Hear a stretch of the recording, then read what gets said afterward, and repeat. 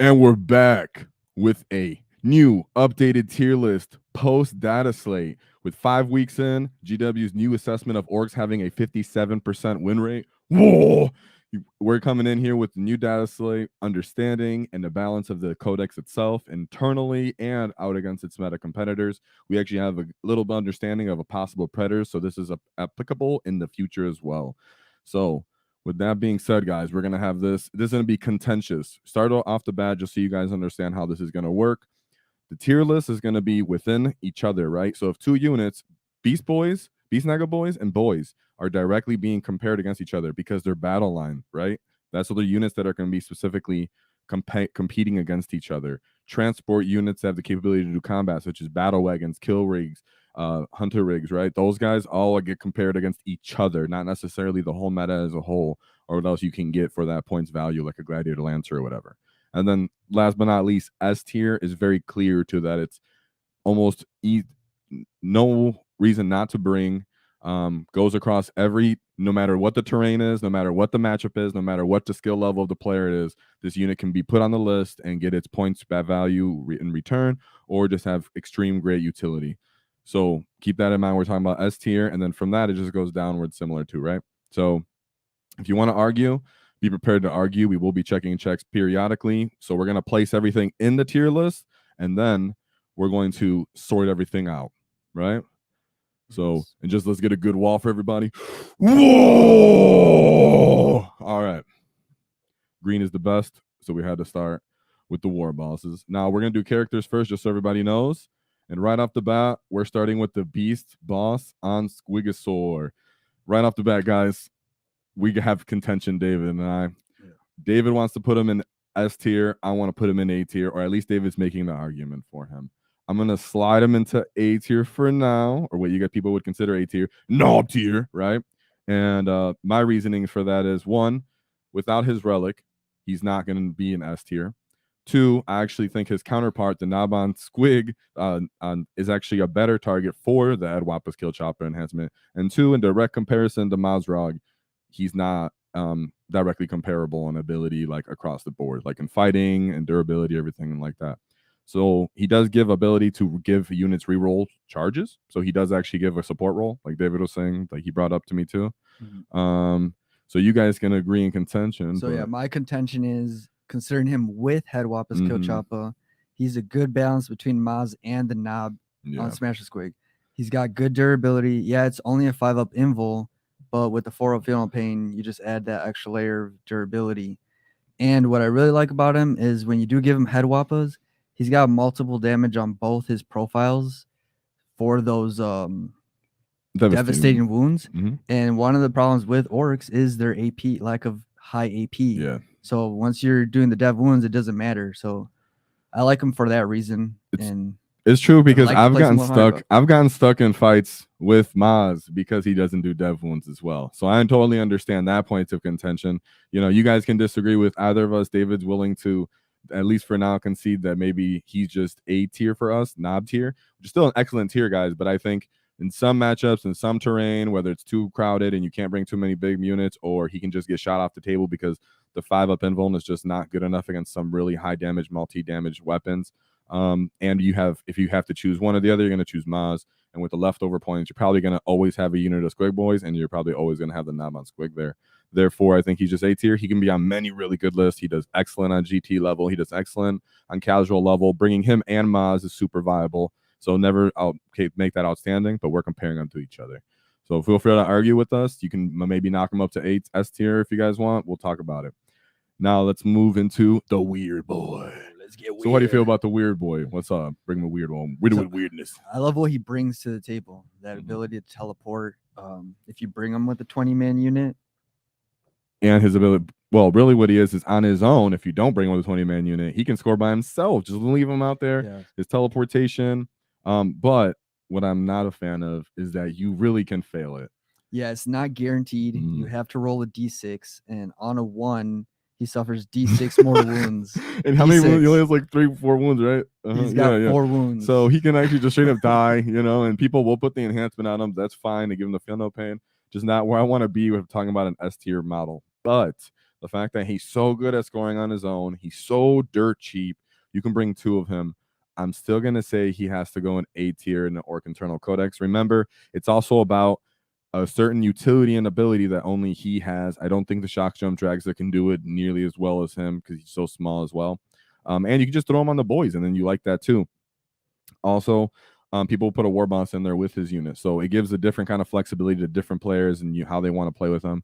I still think a weird boy, just based off the diversity of how you can use him, even though he's like a weirdly dorky character that's not super strong and OP and does a lot of damage. He still belongs in A tier internally in the Codex. Right. In general, diversity is what at least I prioritize when ranking these units. Is how many roles can they fill? Can they fill different roles throughout the game? But like you said, it's not guaranteed. So you could bring him on the table and then he dies. You gotta bring 2. So here's so I have seen, we're gonna review, because remember guys, on every Wednesday we review all the BCP, we review GT level list, RTT level list. People bring 2 of them because he's only 55 points each, right? So because you want that redundancy, since he is likely to fail, say you're playing him across 5 games or even 3 games, there's a chance he's going to fail that roll just straight up, and it can really mess you up strategically, especially because the WAAAGH is just once per game. So that being said, it's like I still think he's A tier. It's all good. But Beast Boss, even post-dataslate being at 100 points, oh man, I'm having a hard time not putting him in S tier. He does a direct purpose in our army. He's a direct tool. You're kind of going to miss him across the board, no matter how skill leveled you are or what you're really playing against directly in your meta. There's always something for him to crump. 1 unit of Beast Snaggle Boys, 1 him. That's all you need, but it really does serve a purpose. You will miss him against a lot of different matchups and want that dev damage because Orks do lack that AP. And to an extent, we lack the strength and the multi-damage. So I just think it'd be hard to argue that he's not an S tier, if anybody cares to argue that. I don't think anybody would, but and the thing is, remember, keep in mind how you fish for him is when you add the Beast Snaggle Boys in there, you fish for his ability to get 5 and 6s. That way you can get more dev wounds off when you fight. So it's a little bit of a tech piece in that way. So you could argue, maybe because of that skill level, but as a whole, his skill level is just pretty direct. He gets out of a truck, he crumps whatever is in front of him because he has 2 profiles. One of them is a strength 10 -2 and what? 2 damage. Yeah. So what he hits on 2s always. Yeah, when he's leading the unit with the Beast Boys, which you're always going to bring them together. The claw hits on 3s innately, but when he's leading a unit, he gets +1, so then that's going to hit. And then because his Beast Choppa hits on 2s, so then even if attacks. So even if you're going against someone like Death Guard that's going to try to get you -1 to hit, he's going to be that reliable in that sense, and that he's still going to hit that Death Guard vehicle model, whatever it is, reliably. Or you're dealing with all these new Armor of Contempt characters that are armies that are kind of coming up. See High Fleet Nexus, Adeptus Mechanicus is coming out. They might get a certain Armor of Contempt. There's a bunch of different factions that getting Armor of Contempt that his dev wounds become vital, and he doesn't require the relic for it. So you are time arguing that he's not S tier, and I think just because, remember guys, we're considering the best players and the most casual players. Everyone's going to be able to put a Beast Boss on the table and get some value out of him and appreciate him. That's why, and it's not a super big brain move. So what are we gonna do with Captain Badrock? Captain Badrock and the Flash Gits have been making their appearance on every top performing GT list, essentially. Yeah, just about. And everybody can understand why if you even just attempt them once, you guys. If you don't know, he gives full rerolls to hit to the Badrock unit with Flash Gits that are with him. His profile on his own is you just look it up on the strength directly, but it's multi-damage, multi-AP. Maybe you can read that with the damages directly when he overcharges. Yeah, so on a supercharge, it's 3 shots, hitting on 5, strength 8, -3, 3 damage. It's also heavy and sustain hits 1. And remember, the Flash Kits themselves are heavy too. You're always going to want to put them in a truck, in my opinion, right? Because the truck is so cheap, but that's a different talking point. The point is when you're coming out of strategic reserves or you're just moving out of the table and getting out of the truck, the next turn, because Ork saturations, I'm telling you, the Flash Gits, the Captain Badrock are not going to be targeted as a priority for the most part because there's so many other things as an Ork player that they're going to be looking for to shoot first before you even get there, right? Before they get into combat with them. So they're not going to target the Flash Gits. The Flash Gits are going to hold a lane, be able to be useful for Overwatch. But Captain Badrock is vital. You don't put Flash Gits in S tier or A tier, whatever, without Captain Badrug. Yes. So for that, Captain Badrug has to be S tier. He's on every level being increased post data slate. He got a point decrease. So did the Flash Gits. He is within our internal codex. There's no other unit anywhere close in the Ork codex who's going to release the DACA that we need or can use as Ork players. And popping lethal, my goodness, it's so good. He can just take out so many different units on different that toughness threshold of strength 6 will still be useful until like T11 units. So that being said, there's no argument with me. He also has the -1 toughness. Or yeah, he synergizes so well with the Flash Kits. You know, with the reroll hits he's giving them, with the sustained hits that they're giving him. Well, he has. I think he already has it. No, he already has. Yeah, that's on him. They don't give sustain, but yeah, the lethal is what they're giving him when they pop. Yeah, and then like you said, the -1 toughness within 6 inches. So it's you can't argue it, and not to mention, he's just where he's adding up on a bunch of different levels speak for themselves. But he is a no-brainer. If you are, no matter what player skilled level you are, you understand I'm gonna get out, I'm gonna pop lethal, I'm gonna roll a bunch of dice, I'm gonna re-roll the dice, I'm gonna pick up the 6s, I'm gonna make more dice, and I'm gonna just demolish something. And then from there, you can Overwatch, whatever it is. I mean, he's really, really great. Now we're gonna find out Snikrod. All right. Snikrod. Yeah. I'm gonna check out the chat, see what you guys want to argue with me about anything. Then no. So Snikrod, how do you feel about Snikrod, right? So he does have infiltration, and he does have redeploy essentially, right? And that's very, very specific to him. Other units in the Ork Codex don't really have that. His damage profile, it's not great. Yeah, it's not because it's 6 attacks. And it's just not where you want it to be. It is twin linked though. Yeah, but he doesn't have the AP, just like normal Ork problems. They don't have the AP that you need. And as a whole, I mean, just talk about his durability as in general. I mean, what he's giving to the commandos. We already know where he's going. Right. He's going with the commandos. The argument is, where is he going to be with the commandos? Give me the argument, because I'm not. Not that I'm a hater of him. I'm just not thinking he's going to fight with anybody up here in S tier, A tier.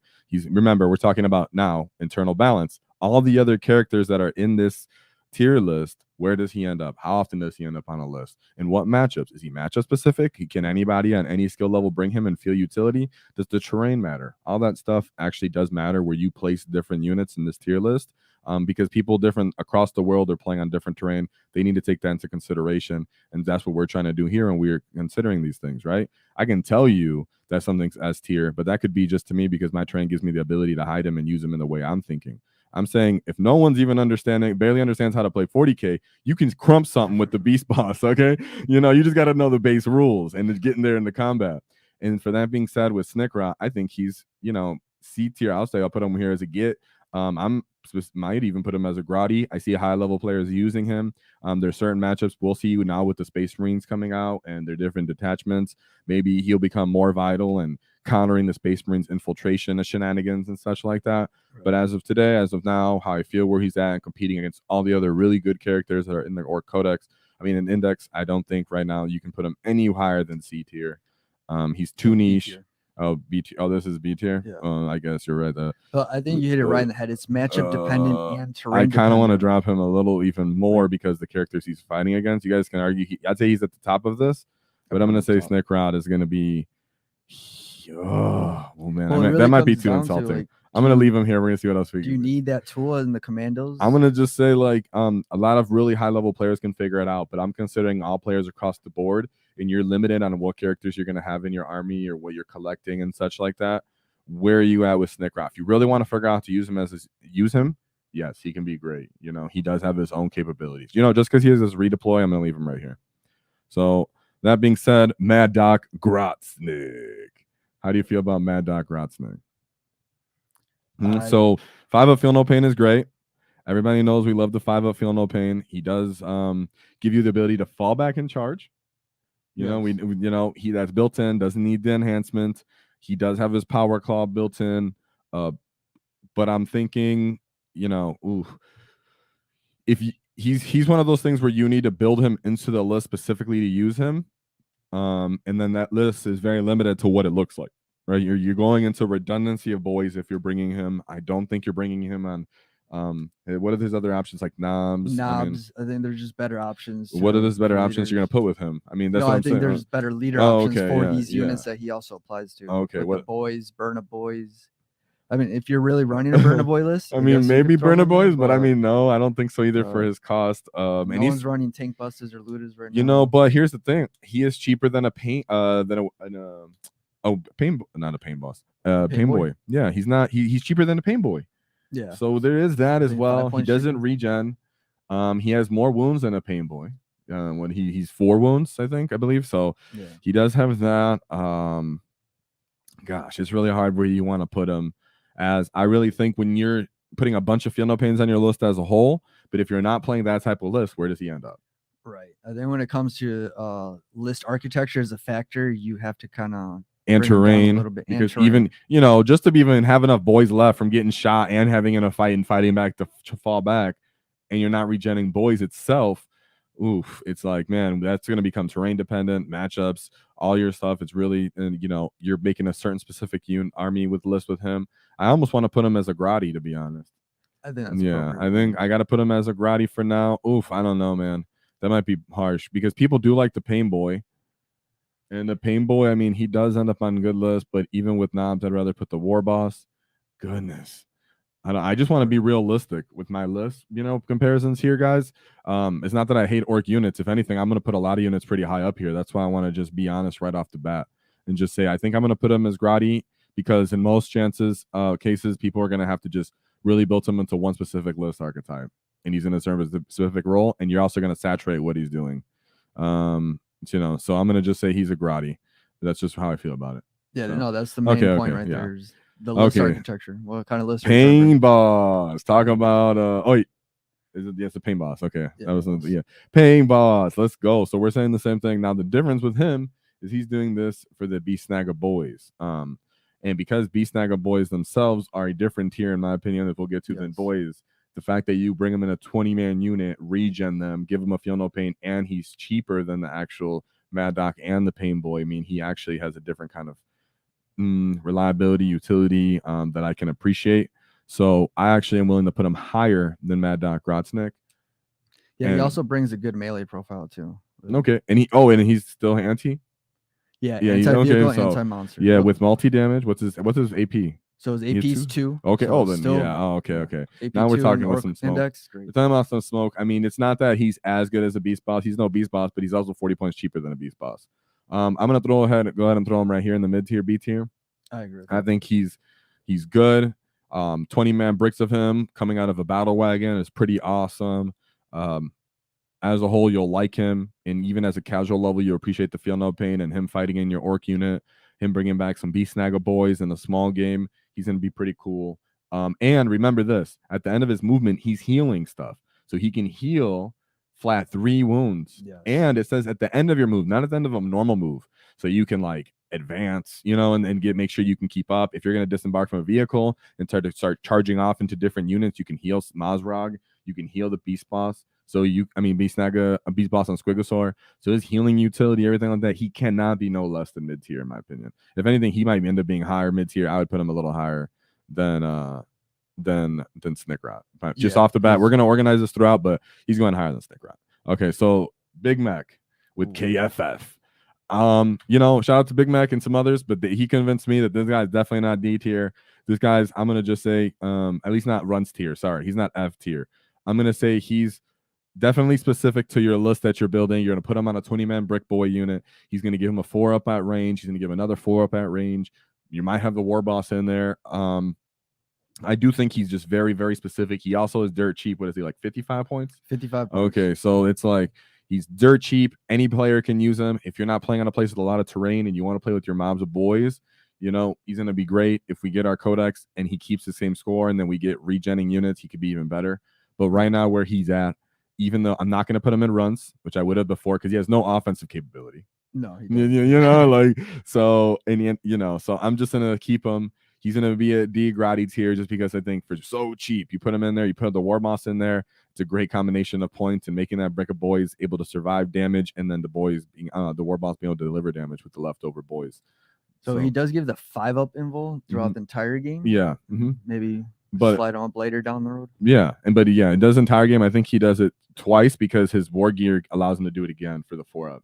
Yes. So, but you're right. He does. It is 5-up for the whole game. So that's also something to keep in mind if they survive that long. So yeah, I think that's fine. Big Mac's going right there. Wartsnagger. How do we feel about Wartsnagger's little ugly self?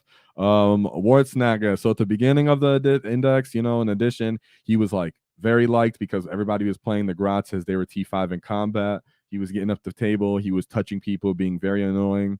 That being said, I think right now there's so many other really good Ork characters that he's competing against. Yes. There's no incentive to take Grots and just bricks. You really just enjoy having multiple little Grot units. And I think he does have his own kind of utility in a really high skill level player in a certain matchup dependent.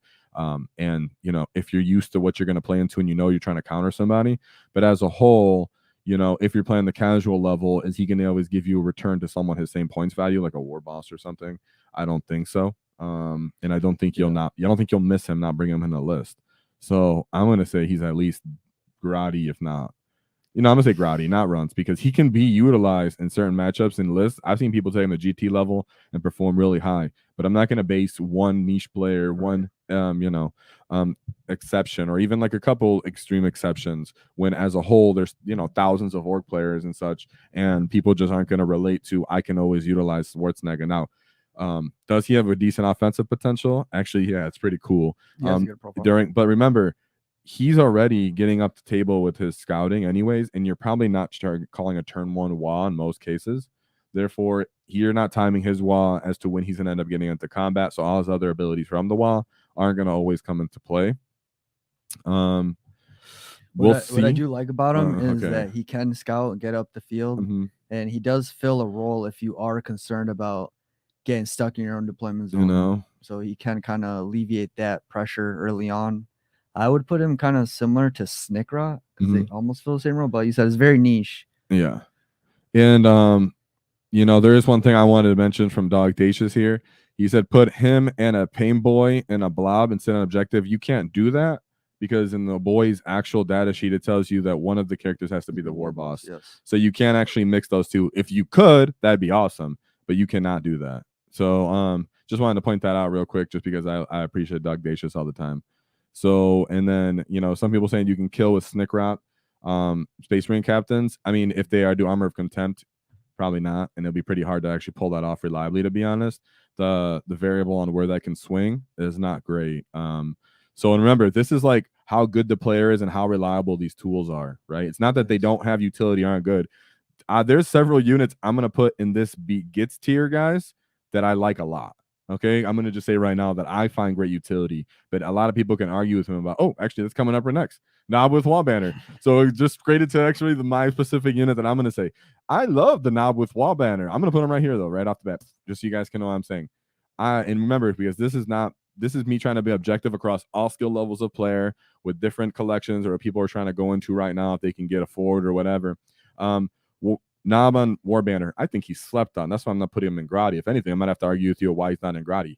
Because having multiple turns of I can declare an advance and charge to project a huge threat range with Orks is something that no one else can deliver to Orks. And how good it is when you're a high skilled level player, shout out to Sean Naden, you can really project some crazy threat range. You can compact, here we go, and follow me, lads, essentially at the same, at 1, that's how much threat range you're going to have and throw up everybody's movement. It's not necessarily that you're going to always throw them away turn 1. It's to let people know I'm staging this. I'm going to go right here. You can have the Warboss in the unit as well to have reliable damage so that he's getting 2 turns of his 9 attacks from his WAAAGH because he technically has the banner WAAAGH and then his own WAAAGH.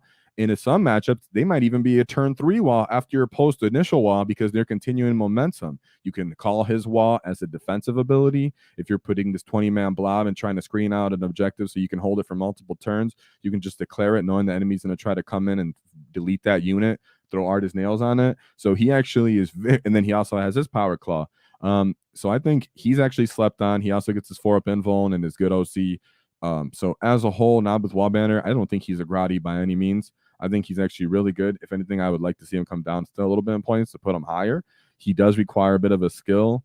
But I think when they're coming down to 20-man units of boys, when you start figuring out like how to play with them, I think he surpasses some of these guys that are down here. That's all.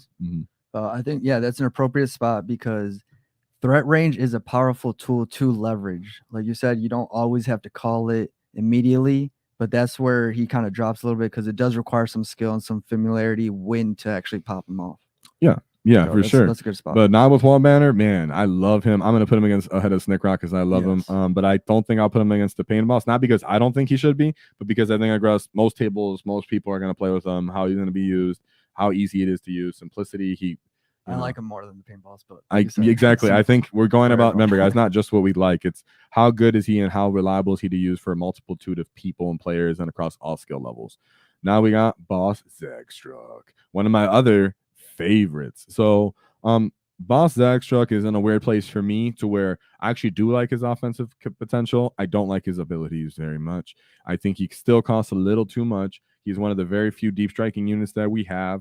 For the most part, he's trying to do something counter to what the Storm Boys themselves are trying to do, but he does have the capability to go say, here we go to a big unit of Storm Boys and project some crazy threat range in a different way, just as I said with the Knob with Wall Banner. But I'm going to have to say that he's very, very niche and skewed to get on a list. At a casual level, at your local store, you can throw him in. People don't screen that very well. He comes down, he'll just start crumping, annihilating things.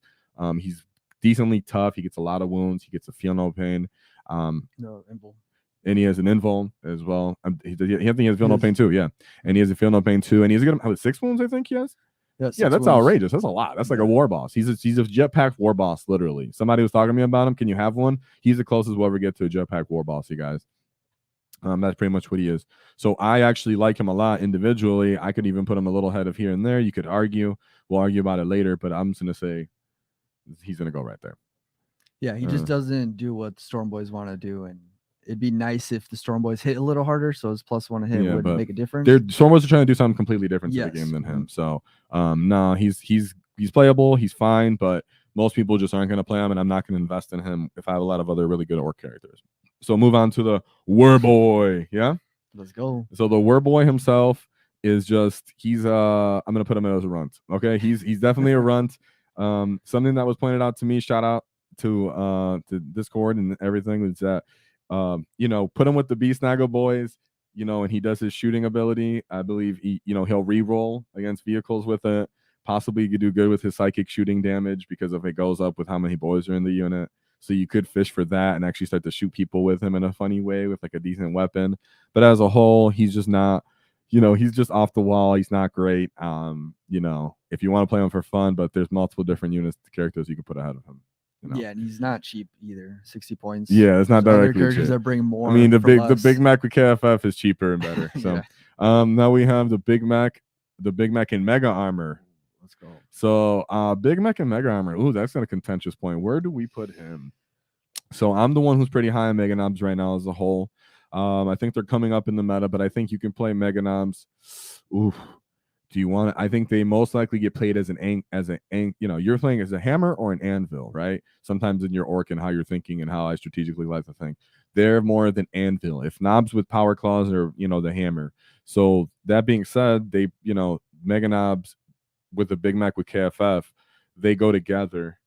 But where do the Mega Knobs themselves lie overall? Great. Remember, guys, gets are really good.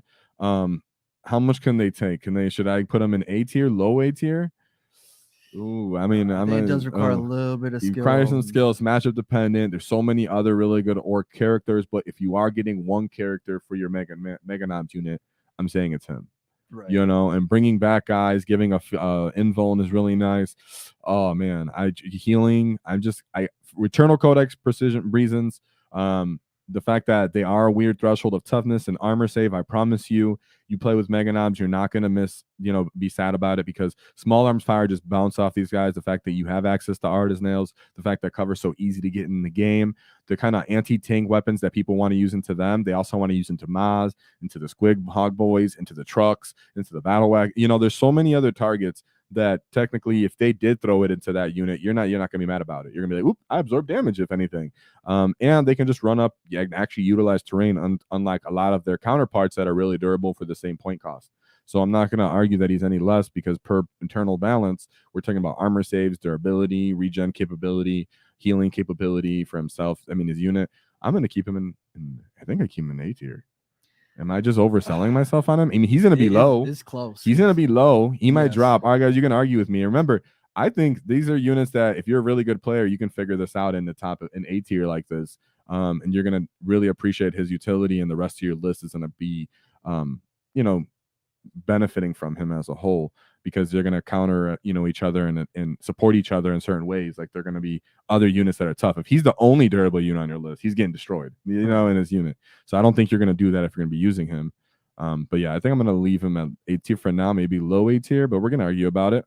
I think I'm going to just leave him there for now. I'm not, we can argue about it. I'm going to check chat in a little bit, especially when we go over these. When we're done with these characters, I'm going to check chat really quickly and just argue with you guys a little bit, because I like to, and it's fun. Because we them Orks. That's what we do. We're here to argue with each other. You can disagree with me. That's what I want to. You might sway me. You really might. I'm not set on my opinions here. I'm really not. But I do like to be devil's avocado. So that being said, we got the Pain Boy himself. So a lot of people are pretty high on the Pain Boy right now. I think he's a little just a smidge over indulged, because I think the Warboss is so much better. But if you're going to give the Warboss other characters to support, then you're like, okay, I can see the Pain Boy being really great involved in there. But then that's only like the boys unit that can do that. Otherwise, you're kind of replacing what units you're going to put him in. And the Warboss, I'd rather bring multiple Warbosses sometimes, right? He has such a small amount of wounds. His precisioning ability is really not reliable by any means, and we're talking about multitudes of games over games. But that being said, Feel No Pains themselves have a certain amount of merit that you can't put bad. So I'm going to leave him right here, right, at least for now.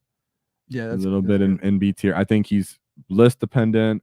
What you're going to be playing against, the terrain, your own metas. If people just don't have the volume, and you make that double compacting save from having actual armor saves because they're throwing a volume of weak shots at you, that's cool. But he is more expensive than even a Warboss in some of those counterparts. I think I like the Knob with Wall Banner, but I think the Pain Boy is a little easier to use, and I think he still is going to end up being like maybe in the front of this, because really good players can really, really, very much use him.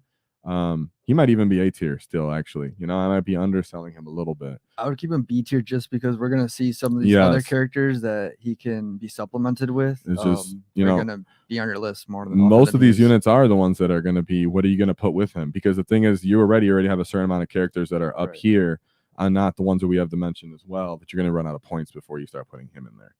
Speaking of characters that you run out of points, that you're gonna put, I think a mech. I think a mech has actually gone down in how useful he is, how reliable he is, how necessary he is. Flash kits are great, but you don't really need to leave them in the truck, as some rules have been interpreted. When you come in from rapid ingress out of the truck, the flash kits can immediately get out because they're making their move now after the truck did. Therefore, he's not even giving him some +1 to hit sometimes. Why do you want to get out of the truck right away? Well, you want to be able to declare Overwatch. You want to be able to pop lethal. You want to be able to get the re-rolls from bad ruck. So there's multiple reasons why you would want to get out of the vehicle, even directly out of strategic preserves. And I don't think you really care to just hide and bunker down in a truck when they get so much benefits from being in the open. But that's a skill level thing. And I think if you're, a little cautious, or, you're terrain dependent, he can be great. He can help you be hidden and actually utilize some of your shooting platforms, right, from a safe position. But I think that is very much terrain dependent, matchup dependent, and every player specific. So he's going to go in D tier. Def Killer Wartrike. Def Killer Wartrike gets a lot of love, in my opinion, when you give him the enhancement of the Feel No Pain. Yeah. Also, I'm aware he has lone operative, guys. I know that, but you have to be near a truck vehicle to use him as well. I was gonna say that's part of what brings him down, is the units that he's buffing. Vehicles right now aren't in the greatest spot for Orks. Not a variety, and if you're gonna bring a truck, the truck can do whatever secondary he's probably gonna try to do. Right. And it's probably gonna leave him. He has to be close. Yeah, and he has to be close. It's whatever. So, yeah. But the Def Killer Wartrike. With the 4 Feel No Pain, I think he's excellent. Without a 4 Feel No Pain, I don't think he's excellent. And of course, I have to take that into consideration when I'm talking about him. He has a huge base. He's much more scary or intimidating than he actually is reliably effective, right? So I think the Def Killer Wartrike, when you're talking about just from casual to variety of play, he's really good, but he is gonna matter on terrain. He is gonna matter. What else is on your list? You can put a bunch of 4 Feel No Pains on your list, put him with the enhancement of Super Cyber Body, put a Beast Boss and Squigosaur, put Mazrag, boom, you have the trifecta of 4 Feel No Pain. That's pretty excellent. But He's limited on just being attached to either knobs on Warbike or Warbikes. I don't think knobs on Warbikes are going to be where they need to be for that. And the Warbikes are pretty awesome. Remember, guys, if we put stuff here, don't be hating on that too much, but I don't know. Def Killer Warchike, where we're going to put him? A tier, B tier. B, top of B. It's list dependent. Top of B. I mean, yeah, I think there's a lot of different players and type of people who are not going to miss him or they don't consider him. I think he's really good. Like there's several like Knob on Wall Banner, Pain Boy. All these different units are really, really freaking good, but you're going to have to play several games to figure them out. And that kind of matches into where they end up on these tier lists, you guys, right? If I have to practice with you 10 times to figure out this character, then he's probably not A or S tier because these guys are pretty directly in what they do. It's a no-brainer on what this guy's trying to do durability. No-brainer on how you're trying to score this. No-brainer on how he's effective, efficiently, defensively and offensively with Edwapa's Kill Choppa. Beast Boss, all these different units that are kind of like direct. These guys require some kind of skill, practice, and list compound building into.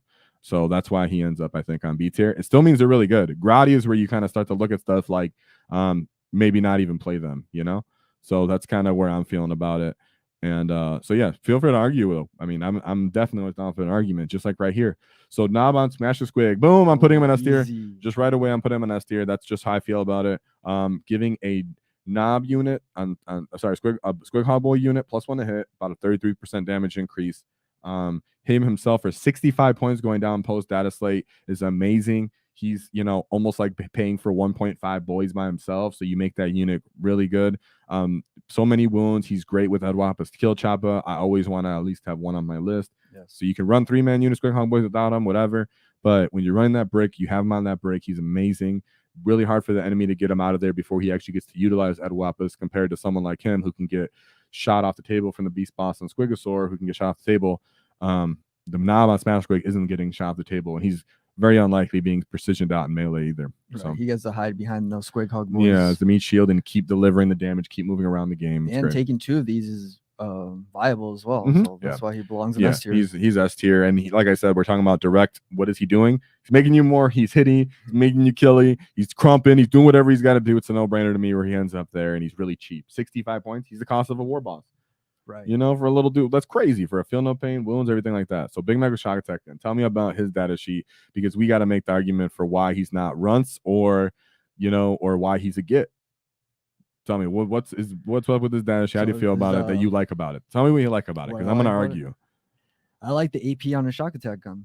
Well, okay, I can't argue that. Okay, -4. You don't see that off. Okay, but in this edition, there's a lot of -2. Okay, what unit would you rather put him with though?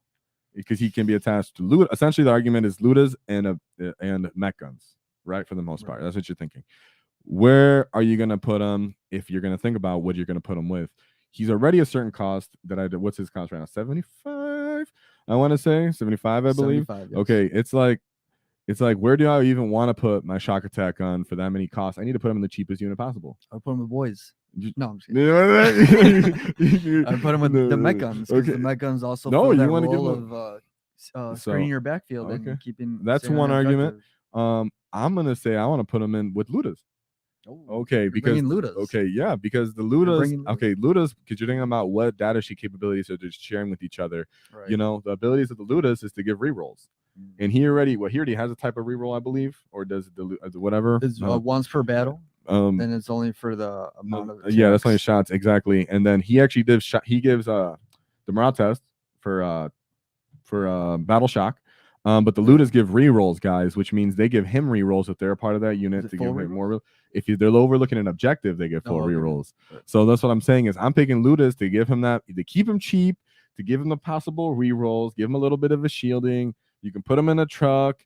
If you feel like paying for the mech, I guess you can. Does he hit on 4s or innately, or when he stands still or something? I gotta remember. He hit on 4s. Hit on 4s. He hits on 5. Yeah, but he hit on 4s when he's heavy. Okay, so you might want to have a reason to stand still with him with the Ludas to help with that. If you can put him in terrain, overwatching an overlooking objective, get rolls. He can be playable. I'm gonna put him as Grotty. He's playable. Certain match or terrain dependent. People can appreciate him, but he does have a different role with his range and battle shock. So I'm gonna leave him right there. He's fun, and I'm biased. I like him. He's low. He's bad, but he's maybe like that or maybe like this. But here we go. So let's go with Matt Gaskell Mag Uratraka. Whoa! Sorry, we can't call him the war chief without doing a wall, guys. Anybody who hates the wall, I don't care. So where do we feel about Gaz? Right? A lot of people were down about him before dataslate, even post dataslate. There's always back and forth. I'm one of those people that goes back and forth about him. I think he needs a sweep. I think he could use a dev wound capability. His toughness is kind of funny for T6 for how huge he is. Yeah. But he is making a resurgence. He's coming back, and internally within the codex and its balance, in the index and its balance, he's only serving his own direct role of no one else is getting a 2-up invul. No one else is giving that AP and that damage. No one's that reliable and that kind of profile. I'm gonna have a hard time not putting him. Oh man, he's giving the the big capability of lethal hits. Yeah. You can put him in a battle wagon. I might be a bias, but internal codex, I can't put Gaz lower than low A tier. He brings so much to your list. I think people always down on him, right, guys? Let's be clear here. I understand the weaknesses very much. And people can roll dev wounds and just demolish him. But be very clear here. No one wants to see this dude coming up towards them with the 2-up invuln, and then he can run through terrain, right? And then he has the actual AP that against some armies, Leagues of Voltan guys are making their way. Death Guard are making their way. You might end up really seeing Gaz coming as a utility tech piece to be countering of those units where you're like, I just need someone to come in there and fight really hard, do high damage, do high AP, and possibly tank a large variety of damage that my Squig Hog boys don't want to take, or Mazrog's going to take. Like I said, Sean Naden took Gaz all the way to get got first in the GT, as we've seen and we talked about. He does require skill to a certain extent. That's why he's going to be low. Yes. But I don't think he's necessarily one list dependent like some of these other guys, or their roles can be served in a different way or not multi-purpose. Like, he's great for scoring. Deathkiller Wartrike is great for scoring. He's great for screening. He's great for early game kind of pressure. Really good about that. So maybe like the argument could be, why would he be lower than Gaz? I'm willing to hear the argument on that. But when it comes for direct power that the opponent has to make decisions based off, Gaz having a 2-up invuln, having extremely high damage, running through terrain is going to give them a different kind of like, oh man, I really got to plan around that and do that and take that into consideration. And the skill level of needed to use this compared to using the Deathkiller Wartrike or a Pain Boy is also the margin of difference on why I'm going to make him low A tier. You can argue me about it, but that's why I'm doing that. I'm trying to make this kind of like a flashpoint across, guys. We're not talking about the highest level you're an awesome player been playing. I can utilize Deathkiller Wartrike to the optimal efficiency and score 25 victory points easily. You suck. No. It's that across the board for other players, they're going to have to try to figure out how to do that. It's going to take a lot of games. And, as the meta's changing, I think see Gaz and stuff that has great AP and high damage becoming more viable. So that's also I'm trying to get ahead of that. And I think people just are too negative about Gaz for a little bit. And that's only because Mazrog is so awesome. Mazrog, obviously, internal codex-wise, he's S tier, right? Mazrog's S tier. He serves a certain role on his own that no one else can really get into, that no one else can surpass. He's offense, he's defense. You want him to be a countercharging unit because his capability to countercharge on what he gets, his high damage, the fact that he does higher damage against vehicles, and Titanic units, right? You're always going to miss Maz. And no matter how good of a player you are, you can always get utility out of Maz. That's the definition of S tier. Regardless of the terrain or the matchup, you're always going to love Maz. Right. And his defensive profile, T10, 9 wounds with the 4. On a 4. A 4 on a 4, that to me, that makes huge difference, guys. A 5-up compared to a 4-up is a drastic difference. So I'm just going to say, that he has to be, S tier, probably the best unit in the Ork Codex by far in his own thing. Boom. That's all I'm going to say. No one's going to argue with me. Warboss in Mega Armor. So I know people can get utility out of him, but I think if you're going to, oh man, it's just he doesn't get enough attacks. His data sheet ability is not great, and he doesn't even have -3 AP. He doesn't have great damage. There's nothing I'm like in love with him about him that he's bringing to the Mega Knobs. And like I said, the Mega Knobs are more of like an anchor piece. Yeah, and he's not buffing them in defense. No, and they get so amount of. I get they're hitting +1 to hit, but that's just not enough for me to want to pay over the Big Mac and Mega Armor or for any of these other characters anywhere in between for the rest of my list throughout my list. I'm someone who keeps my characters points to like 500, 600, maybe whatever. I'm not going to go into the 800 and start bringing him and then enhancements. You could bring one. It's about your list, guys. If you need him to get out, follow me, lads. Go crumb something. He can do that to a certain extent with Mega Knobs. If you know he really go into like a lot of power armor armies, he can come in there and do a great job against that. But as a whole, he's really not where we want him to be offensively or how he's throttling. His ability just doesn't make sense to me to have a Flora Field of Pain just for that one turn. It's just not good. Yeah, or the add 1 hit roll when you're only getting 2 attacks off each regular. Okay, besides outside of the wall. Yeah, just you go. Yeah, and you only get 4 from him too. It's just like, come on, man. No, I'm not going there. So we did the characters. You guys, for a second, if anybody wants to disagree, I'm going to read a couple of the chats real quick before we move on to the character and the vehicles continuing. But as a whole, I think the characters are pretty good where they're at. I think you disagree with any of these, David? I'm giving them one last look before we move on to. We haven't placed them yet, right? I think tiers? Okay. So let's place them within orders within tiers, like you said. Up a little bit. So I'm gonna say War S tier. This is how I want them to be right now. For now, with the characters. Yes, we'll go back with that because remember we can reorganize this again, guys, because we're gonna have to organize it again with characters in data sheets. But I think this is good enough, kind of where it's at. So yeah, I guess it is kind of balanced to where it is for the most part. Yeah, actually, you did a good job of. Yeah, I think I was kind of doing it throughout because we're gonna continue. So let's continue. Could we put the knob and Warbanner just one more? No, I can't. I have to be fair and not be biased to us loving him. I think a lot more people can utilize a pain boss across the board easily by healing Maz, by healing the Beast Boss, all these different units. Is that harder to set up and make sure you're within that range? Versus, no, I think it's easier because you can disembark from a vehicle anyways and declare the wall, charge, get off. It just says at the end of a move. It doesn't say normal move or anything like that.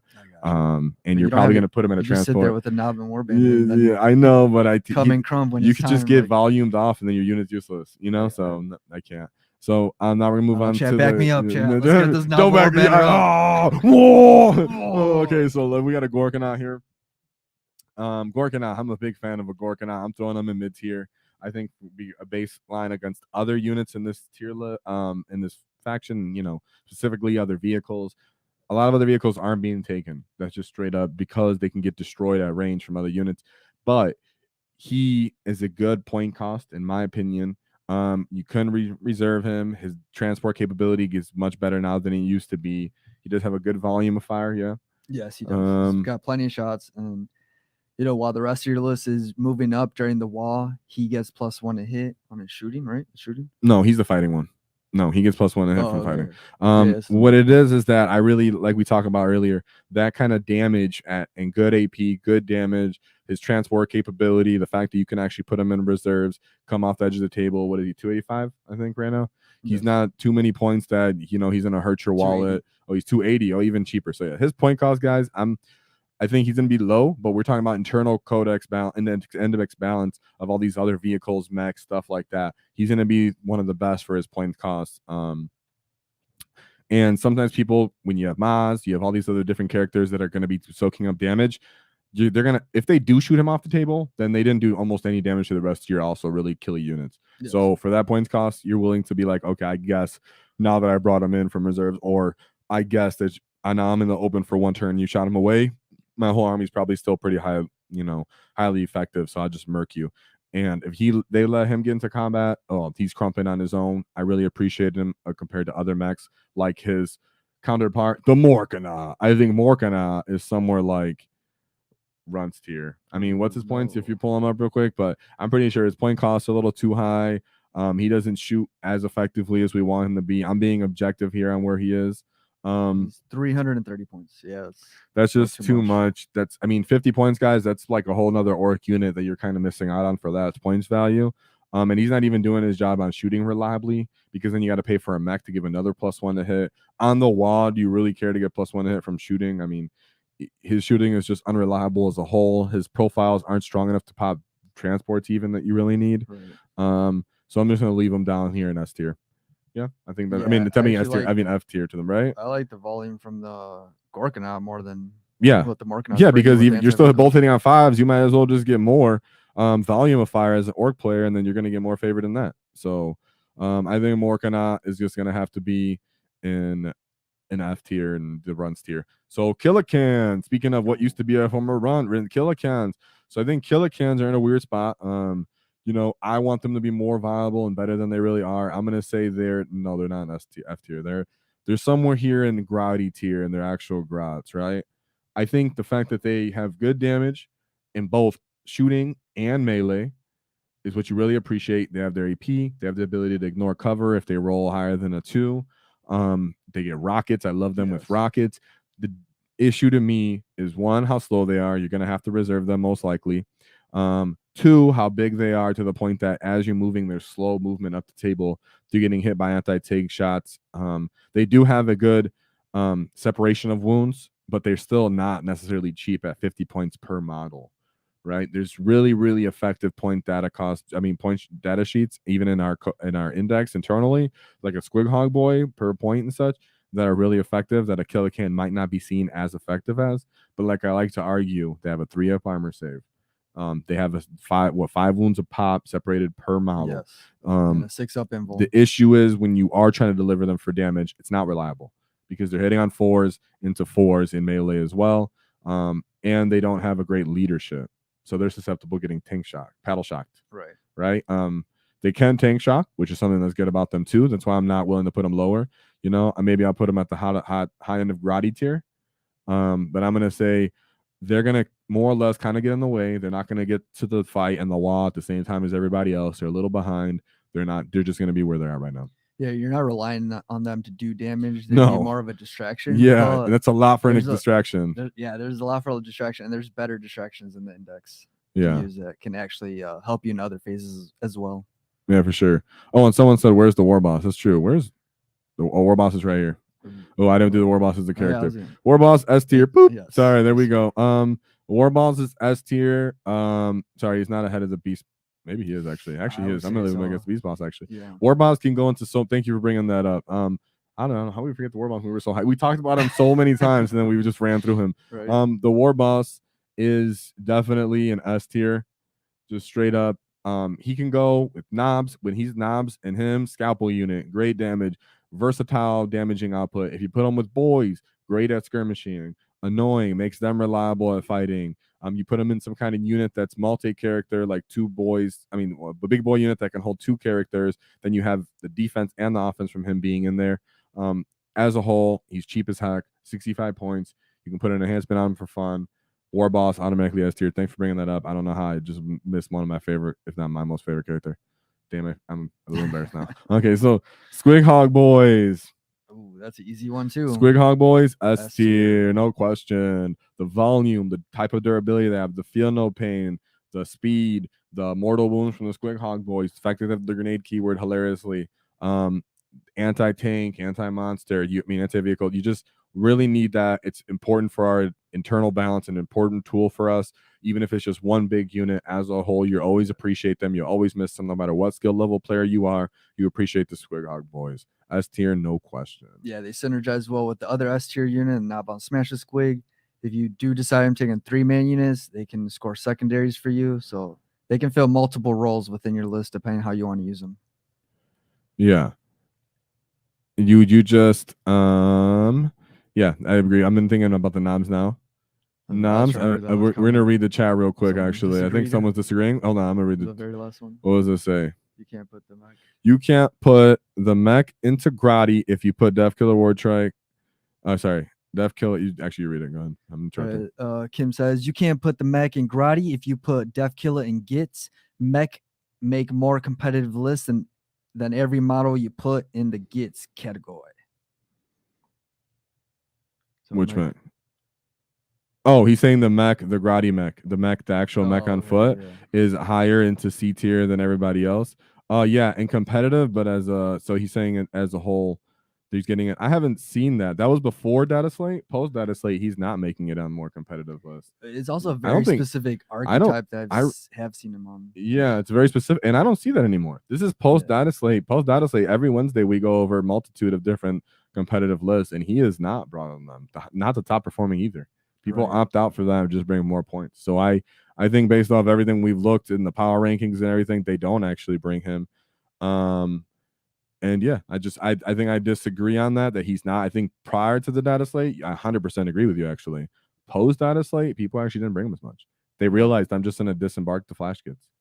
I'm not gonna pay for more characters and such. He's still totally playable. He's still really good. He's playable. I could put him higher. I would say, yeah, maybe I'm wrong. Put him higher, much higher under there. You can put him at the top of Grotty list, right? You can say that he's right because you do play him, but I'm not gonna put him into the tier above that because he's actually brought less than all these other characters that are brought up recently. If he is getting brought up in lists that you're seeing, we'd have to see what the meta look like out there, what the terrain looks like in those terms. And the mortal wounds, Chris, come from Squig Hog Boys, come from the Squig bombs, and then they can also throw the grenade strap. So they can have their bomb squig, and then also they can throw grenades as well, which is kind of funny and it catches people off guard. And yeah, I think Ork's going to get nerfed because of units like the knobs. So the knobs actually, I'm always been really high on my scalpel unit. I've always been really high on my knobs, Ork knobs as a whole. I think between volume, between AP, multi-damage, built-in durability from the Warboss being in the unit to give them -1 to wound. Yes. As a whole, they're just a different kind of greatness and tool that the rest of the codex doesn't have. We lack AP as a whole, and we really need that AP as Armor of Contempt is becoming more and more prolific. Other really, have we seen post data slate? Knobs were brought all over the place in 10-man bricks, straight up. Even some people bring in 20-man units. I'm gonna put them in A tier. You know, I think they're actually more near the front of A tier. But I'm gonna say, yeah. Unless you want to argue S tier, I would argue S tier just because of that that AP. With Armor Contempt becoming more of a thing, they're gonna be more. They're gonna be more necessary to bring on the list. We did argue about this beforehand, and it's just. And the Warboss is up there. Yeah, it's true. I mean, the knobs. Yeah, the knobs.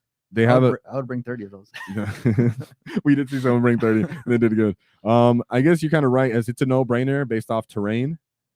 Yeah, I guess to an extent. If you don't have a truck though, you can't bring. Who's not bringing the truck? I mean, if you don't own one, I know some people don't. Oh yeah, but if you're not bringing I guess you could bring them up from reserves still, and even then they're pretty decent with the Warboss. So yeah, I'm gonna put them at the S for it. You're right, because we argued about this, and I would set S here too, and now I'm going back on it. But I agree, it's just within our codex, you're not gonna get that volume of damage at that AP. Yes. You're just not. When you throw the Warboss in there, that's like 49 attacks. Great ability to use. Great reason to use Unbridled Carnage. He's giving them +1 hits, so they're hitting on 3s. Dude, they're just chopping through so many different data sheets. They're destroying Terminators. They're destroying all these different units that are going to be problematic. And anybody at any skill level can understand, I got to deliver this guys into this problematic unit and delete them from my problem equation. Also, they're one of the best, if not the absolute best unit for fight and death, in my opinion. Yeah, the scalpel unit does, in fact, belong in S tier. Yeah, I think that's... Yeah, I think I'm just going to go with that. So, yeah, and like we said, also, I understand they're loan out, but if you have to leave a truck by him, it's not that OP anymore because the truck can do whatever you're trying to use him for anyways. That's why people are opting out. You're not needing him. Yeah. That's kind of where it's at, Not that it's bad. And loan op's great, but if it was loan op without having to be within 3 inches, that'd be awesome. But the fact that you have to be within 3 inches, like, okay, why can't my truck just do it now? Yeah, and the truck fills so many other roles once you do deliver or disembark off that mech's not going to keep up with him. Yeah, I think it's still good. I really do. It's just you could totally play it. I just think at multiple skill levels, at 45 points is going to be in another investment somewhere else. And I think a lot of the top performing lists didn't even have the mech anymore. I've seen all these other characters are put ahead of them. Maybe Snickrot. Maybe you can argue Snickrot and the mech could be swapped, but even then Snickrot is better across multiple tables in the casual level, I would say. So truck, speaking of S tier, boom, S tier, truck, S tier, boom. No brainer, even for 60 points. Truck's making it on just about every Ork list there is. There's no counterpart. It's a nice defensive ability. The fact that you're using it as like a mobile bunker, it's a mobile gun platform, it's a delivery system, it's a tank shock. It's everything. Whatever you want it to do, it can do. It can score you secondaries. It can do missions. I used it to assassinate assassins by tank shocking them. Screening with them. No brainer that trucks are S tier, and no one's gonna argue with me about it. Commandos. Where do commandos end up on this list? One of those really skillful kind of tech pieces. To me, it's kind of terrain dependent to a certain extent. If you feel like you're gonna get shot from multiple angles. And are you bringing Snickrot? I think they're better than Snickrot on their own. I think they can be brought ahead of Snickrot. So I'm going to put Commandos a little ahead right here. Yeah, I'm gonna put Commando still behind the Pain Boy, but right there, still right in the middle. Remember, guys, this doesn't mean they're bad at all. It's that I know we're talking about just how good they are for casual to competitive. Competitive people can very much use them, but even then, you're not gonna miss him on a bunch of different competitive armies. Like there's just a bunch of competitive players that aren't using him. I'm not saying you can't figure these guys out for competitive factions or competitive matchups or competitive lists. It's that if I get 15 of the best orc players, how many are actually going to bring commandos on their list? Maybe 3, maybe 4 of them, at the most, to be honest. And even then, they probably won't. And it's only 1 unit. I think it's just more about a niche of who you're playing against, what you have to do. The fact that they infiltrate, though, might be more important later as this tier list kind of ages. With the new Space Marines coming out and all these different kind of infiltration vanguard detachments, you might actually be to bring these guys to just kind of take over the board and actually contest. So possibly I'm open to it. I love the Bomb Squig. I love the Breacher Ram. But being strength 4 for 135 points isn't where it's at, even with their defensive capability that they get for being stealth.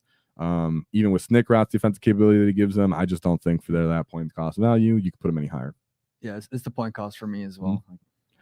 Yep. And I think speaking of gets, let's get the boys. I think boys are really good as a whole. They're direct for what they're being used. Ooh, I don't even know I want to put these guys. Goodness, I'm holding. Where do we put boys? Boys end up on every level of players, kind of list. You have 1 unit of boys in a truck. You never be sad that you brought them. Do you need them though? Is kind of one of the questions, right? Right, and how do you use them?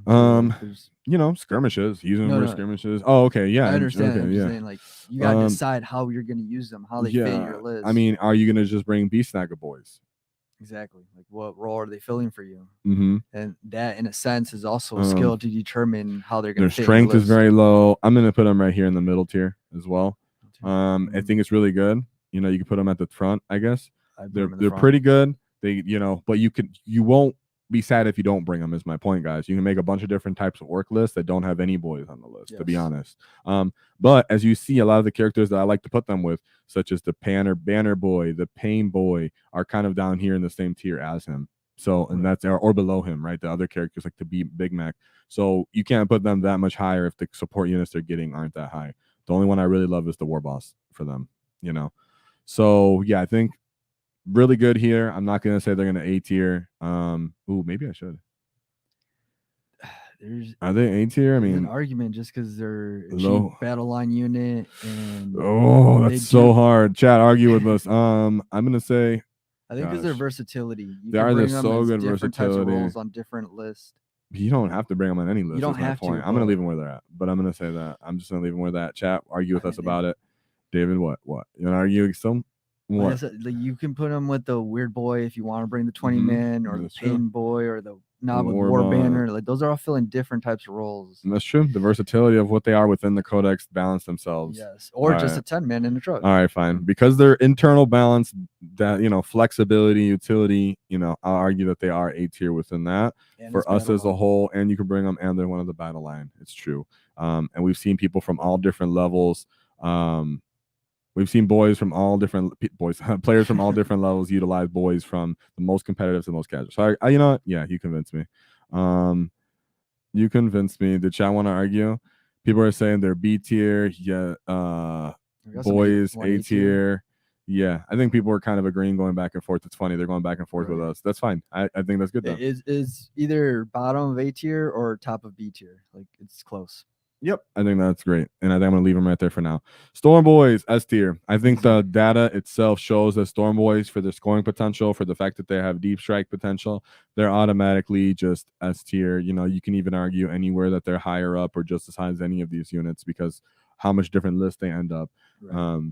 No one's serving their role to the exact extent. DevCop is kinda, but because these guys are infantry, they can actually run through ruins as well. That means they can be just started on the table a little bit better, more reliably. They don't have to fly around and be a little annoying like that. DevCopters making their come up, such like that. That's the only other unit you can argue that has a similar, deep strike purpose to that extent. But I'm still going to leave them at S tier just because where we've seen them as a whole, they end up being brought much, much more often. So yes. People just really appreciate them on every level and every skill list. So we're just going to put them there.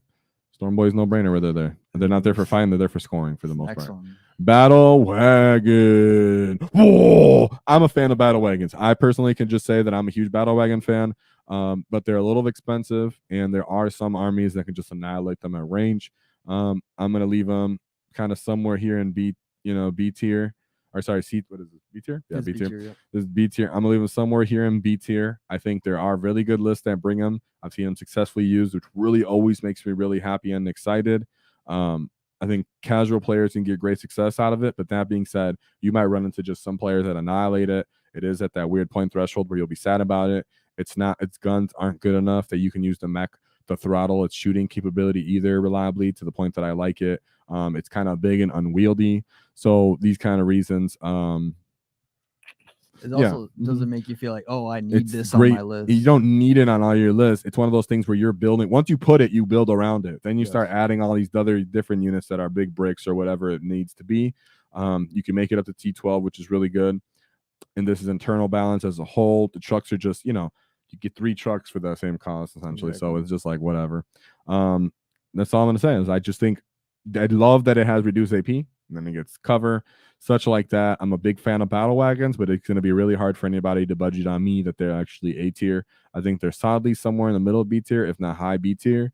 But they're really, really good. Like I've seen really good players use them, be effective with them, perform with them, but you start building the list around them. Then we're arguing how good is a battle wagon based list compared to just how good is the battle wagon being thrown on your list as a whole. And you can bring other stuff with it. I mean, hunter rigs, kill rigs, stuff like that. Right. Oof. Oh, I'm still gonna leave them there. Yeah. All right, moving on to the Stampa. Stampa's S tier. Whoa! No, I'm just kidding. I just see. Yeah. So Stampa's S tier. No, I'm just kidding. So Stampa's not S tier, but I'm leaving there when we talk about him. So Stampa is, he took a big nerf, just like the Knights did with Titanic. That's fine. GW likes to leave him at an unreasonable points cost. He can't Overwatch anymore. He's so many points. He doesn't really give a good, ability. He doesn't ever have a great ability, and a lot of different units can kind of shoot him. That being said, he is like a weird skew. I would say he's actually at the high end of Grotty, but better, not as good as the mech though. Somewhere kind of low here in Grotty is he can play, but he's really matchup dependent. At a big event, he kind of just get annihilated against Knights and some of our actual already existing Predator matchups. Lancers. Yeah, like there's already matchups that we have a hard time into, and as more of these codexes are coming out, I want this to age with them. I don't think he's gonna be as viable as we talk about as it continues. As he mostly just took nerfs and didn't take any offense, and everybody around him is getting stronger. Right. So he's kind of dropping in that for that reason. Doesn't mean I don't love him. Doesn't mean he's not playable. He's very much playable. But 800 points, he is around your list. He's all around your list. And at that point, you're just hoping that the other player doesn't. You're stat checking them, and you're just hoping on a dream. And that itself isn't really like a skill-based thing or saying that the data sheet itself is really good. It's just saying that, that's a matchup thing. It's also hard to get his points back. Like his shooting profiles are great, but hitting on 5s, you don't know if you're actually gonna wound what you're aiming at. And at that point, he's just kind of standing there soaking up shots. Exactly. And he could die sooner than later. He can die turn 1 and then you lost 800 points. So then we got Death Dread. Death Dread is another Grot unit in my opinion. So I like him with all arms. I think for 135 points, even internally with the balance, would you rather have 2 Death Dreads or 1 Gorkanaut? I'd rather have 1 Gorkanaut than 2 Death Dreads. The fact that he hits on 3s means even when he does get in combat, he's not that reliable. He only has, his durability isn't great. Only 8 wounds. 8 wounds. He's T9. T9. I mean, come on now. If he was T10, maybe I could consider it, but T9 is just not where you want him to be. His shooting potential isn't great. Even if you're giving him a mech, he's not great. His movement isn't optimal at 8. I mean, it could be like 10 or something. His ability to just make you roll tank shock once you're actually there isn't like game winning, and you can't really compound that in any kind of way reliably. So I'm just not into him as a whole. If anything, I like him less than kill cans. To be Yeah, I was honest, gonna I say like him less less. than kill I know some people will stick him in, rapid ingress him in, find utility to use him. That's really cool. He does have the damage 3 profiles that you want, but come on, there's a lot of ways that hitting on 3s can just go bad for you, anyways. And then it's just like, man, this guy just took forever to get here, and he has 2 wounds left, and now he whiffed and he just died. You know, so I am at combat patrol. He's excellent, but in a big game, he's not as excellent. Still playable, but just as we start looking at other, mech units within the index, he just doesn't find his way. How many points is he real quick? 135. 135. Okay, 130. Yeah, see, you can bring a lot for 135. Yeah, and here we are with the mech guns. So mech guns took a debuff. They took a points increase. They're still very viable. They're still good. They still end up on lists. They still serve a direct purpose. For the most part, they're just threatening your enemy. You're really not reliably doing the damage still, even though you're hitting on 4s, you're just not. Bubble chuckers are really fun. The custom mega blast mega cannon is what I take, more or less. That's pretty much what only thing I would take. Bubble cannon chukka is definitely viable. You guys don't yell at me. I know chat's gonna attack me, but when it's random, you can't rely on that. We're talking about reliability. The fact that you're already hitting on 4s is enough that you can't be happy about that. And its ability to reroll one. Reroll, he rolls 1 only versus units containing 10 or more models. Yeah, that's like off. Okay, so it's like a dependent ability. If your ability is dependent on what your army you're going against in that way, like only against blast stuff, and then you're only rerolling 1s, that's very limited. It's just not where it needs to be. Plus, we're with points increase, we're a win. I'm just gonna leave mech guns right here. Maybe actually, nah. I'll put them in mid tier. Mid-low tier, even with the increase, they're good. At range, they screen a different way. They're really still pretty cheap. I was being a little hard on them from what they used to be. I still think mech guns are right there. They're a little higher. If anything, they could be actually seen a little better than Novel Wall Banner. We'll reorganize as we have to, but yeah. What about flash goods? We already talked about it. Flash goods, we already know they're S tier at the moment. They're going to be at the end because without Bad Ruck, they're not where they need to be. But S tier, they're the best shooting profile in the Ork data sheet. We went over it earlier, but essentially being able to pop lethal, having sustained, getting rerolls from Captain Badrock, having the great ability on Overwatch, having when they're stationary, they're going to hit on 4s. It's going to be like really good on your offense capability for shooting that in a way that Orks just don't have in any kind of way reliably. And it goes so good into so many different profiles, even winning on 5s. Just trust me, if you ever run flash goods yet, run them now before they get nerfed, because they're going to get a point increase. And they're a good option to come in and clean up a weakened unit on an objective with their melee profile. Oh yeah, they get 4 attacks each, strength 5, -1. Yes. So they're just nods, guys. So they already have a built-in strength 5. Thanks for calling that out, David. So you can actually get into a different angle of fire and lane of fire if you have to. Just charge into somebody. You might actually finish them off. That's with the -1 toughness from Captain Battle. Yep. So I think it's no question that they're S tier. Where in the S tier? We'll organize S tier later, but yeah. Mega Knobs, where are they going to end up? Internal codex wise, index wise, I still think Mega Knobs might actually be. What else are we comparing them to? Right, that's what I'm kind of thinking, guys. I'll put them here for now, but where are we comparing them to? What else is giving you that durability, that weird kind of skirmish killing potential? They're not really that expensive. They do have their shooters. If you do use shooters instead of just kill saws, that can get dev wounds, and then they get rerolls from the Big Mac, rerolling 1s to them. I think when you consider how easy light covers they get, how much other units in the Ork index are going to be taking tank damage in the same kind of profiles that these guys want to be erased from, in reality, people aren't going to have the ability to allocate resources to them reliably. I think internally they're in a good spot for how cheap they are. They're really not that good, so they're barely making it in there. But across the board, for any kind of player that's playing with 40k right now, from the casual competitive, you can find a way to utilize Mega Knobs. Not at spamming them, maybe just one unit of them, but with their character, you can kind of use them, and they'll act as a good anvil. They'll take a hit for the most part. If you do choose Artist Nails with them, their AP is going to be something you can be happy about. If you're running twin kill saws, you're going to be re-rolling it. On the wall, they do get dev wounds, but that's just not reliable to get since they're not anti-anything. Really low attacks, so they're really more of a skirmishing. And I like them in like only 2 with Gaz or 5 with the Big Mac. Oh man, it's hard to say. You could put them at the top of mid B tier, maybe even. I would keep them in A tier just because what Low you just A tier for now? mentioned. You can take them 2 or you could take them in 5. Like there's not a lot of units overall in the game where you can just increase them by one model and pay the equivalent point cost. Yeah, I'm still, we'll reevaluate all this, guys. If you guys want to argue, remember, chats are going good today. But I just want to know, how do you guys feel about the Mega Knobs? I know a lot of people like to argue with me about them. I don't want to be too biased here and blinded, but I think as we're seeing, they're becoming more prolific, as more Armor of Contempt's coming out, as we assume Ork units are also going to get nerfed in the future a little bit, stuff like that. They're still going to be kind of down here, but they have their purpose. They have their capability. It's just that right now, all these other things above them are so much better, like knobs. They're trying to do the similar thing. That doesn't mean that these guys are bad. That's what I'm trying to say. They're still really good because they're still delivering damage and AP in the way you want them to, just not as much and into the same profile or targets. Right.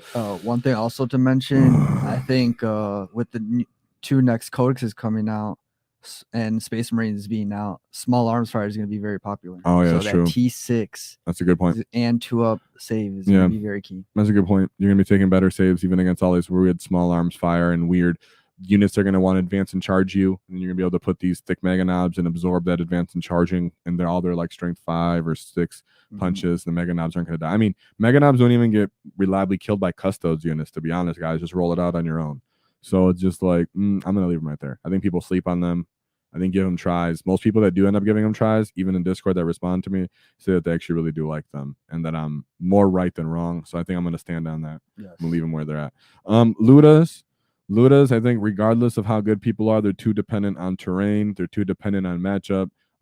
They're not good as a whole. They're just so dirt cheap that you can use them. If you put them on a good terrain, get plunging fire, overlooking an objective, that's freaking awesome. Anything outside of that, not necessarily. Put them in a truck, give them +1 to hit from a mech, and put a shock attack gun. That's the other way I've heard them played. But those are too niche, too skew for me to put them any higher than Grotty. But also, not everyone plays with plunging fire, so yeah, I think eventually we'll drop them. So I think Ludas, if you're gonna play with them, try to use that. Talk about with your opponent about it. As a whole, they're just not great. Even within the codex, you can use mech guns. You use flash skits to shoot with. You can use other Ork vehicles to shoot with. That we'll talk about. But Ludas just aren't doing it where it's at. There's this other stuff you want to do, and how Orks want to play right now is they want to get stuck in. Yeah. So that being said, I think Grots are S tier. I don't care what anyone says. Grots are S tier because they end up on every viable Ork list. They do what they're supposed to do. No one else is going to do it for their points cost. No one else is going to give you CP and screen your backfield and give you 2 OC for 40 points. So Grots are where they're at. You're not going to argue with me any less than that. Burner Boys. Burner Boys are another unit that I'm going to just say maybe they're right here in mid tier. Yes. The fact that they're actually reliable for their offensive shooting, essentially for flamers. Their shooting is pretty cool. You put them in a truck to keep them safe. They're reliably cleaning chaff and screens for you without having to always run into combat. People like them, so. Yeah, they're good for the mobile platform in the truck. One thing that we see they're re-rolling wounds on objectives. AP when they're in combat. One of my favorite combos that we've seen as of late is what we call the SWAT team. Yeah. With the 5-man knobs in the truck. Yeah. So depending on the list. I've seen successful lists use them, and anybody that's playing with them can figure out how to use them. You know what to put them into. You know what they're trying to do. It's not big brain plays. It's not super techy. It's just straight up, I come out here, I flame you. If you're on objective, I flame you better. If I have to, I charge you. If I can, I overwatch you. Stuff like that. So not anybody else in our data in our index is really doing that with that kind of flamer profile. Therefore, they can't be anything less than Grotty tier, in my opinion. Speaking of war bikers, or gets to gear. Sorry. War bikers. So I think war bikers are one of those guys that some people are super in love with. They end up on so many different lists. They're really, really good for what they do, but at the end of the day, you can miss them. You can leave them out, and if you're bringing them, you're probably bringing just one unit with the Death Killer War Trike, or just one unit on their own. So you can have great wins, victories, strong lists without bringing them. That's why it's kind of like, oh, do I have to? You don't have to. They're not necessarily serving a role that someone else is also not serving already, unless you're doing certain combinations with them. So I think war bikers are going to stay right here. Offensively, they're not reliable. Defensively, they're pretty cool. If you can give a -1 hit, that'd be pretty awesome, but you can't. So being T6, having a 4-up armor save, I like that. The knob having a 4 wounds instead of 3 like the rest of the units, really cool. They're dirt cheap. So they're actually really good. It's just how often are you going to have to bring them as a new player or a casual player? Do you have to hurry to get some? No. If you're going to get some, are they going to be great? Yes. If you're a great player, can you utilize them? Yes, stand up on most of my list. But that being said, internally against everything else in the index, you don't have to stick them on your list. You won't necessarily miss them, and they're not going to carry any of your victories. Right. So that's why I'm going to have to leave them Warbikers in the top. I'm going to put them against ahead of Death Kill War Track, a top bring them over of B tier. I feel like people think because it's Gits, it's bad. But Gits is just like saying boys, and when orcs talk to each other, they call each other you get. It's just like saying like a dude sometimes. You know what I'm saying? Yeah, and that's B tier. B is still respectable. Yeah, exactly. So I think B tier is still very much respectable. Ooh, here comes the buggies. Here comes the buggies. So this is the snazzy wagon. I think this one's the worst of all the of all the buggies. Oh man, I know people are gonna be mad at me for putting it so low in the tier, but it just really isn't that tier list to me. All these other buggies are already having a hard time finding for contention, finding a way to play. This guy just isn't doing anything. For you to have to actually get close to him, for him to do wounds is not worth it. His main weapon just doesn't have enough AP, in my opinion. So overall, he just doesn't do anything exceptional that the other buggies don't do that I actually appreciate. I'm giving -1 a hit. The Custom Booster Blaster we're going to talk about next does that better because it does it at range. So I'm going to leave him as a runts. Custom Booster Blaster, though, I'm going to put right here at Grotty. Low Grotty tier. That's pretty much because he gives +/-1 to hit. Yeah, that's really at range. Bring him up close. And he has just enough shots that you can reliably hit someone once to get that. As for what else does he do? Not a whole much, to be honest. That's pretty much what he does. He's a kind of like a finessey tech piece. He might actually be lower than this. But at the end, I'm just going to put him just because he's one of the better buggies. I'm going to leave him right there.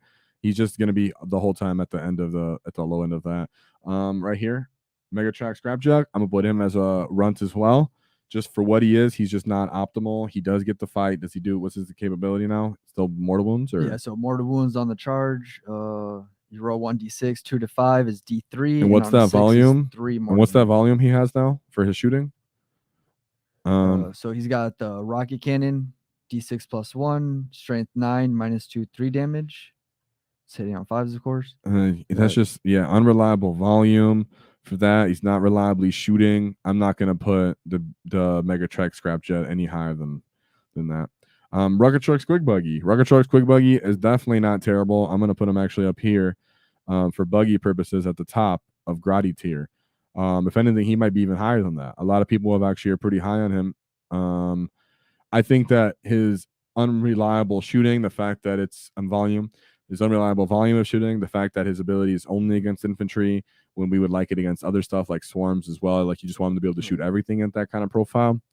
I have a hard time putting him any higher than Grotty because Grotty is still useful. It's just list dependent. And also matchup dependent. He really good against, sometimes people love him against power armor, using him against beakies at range.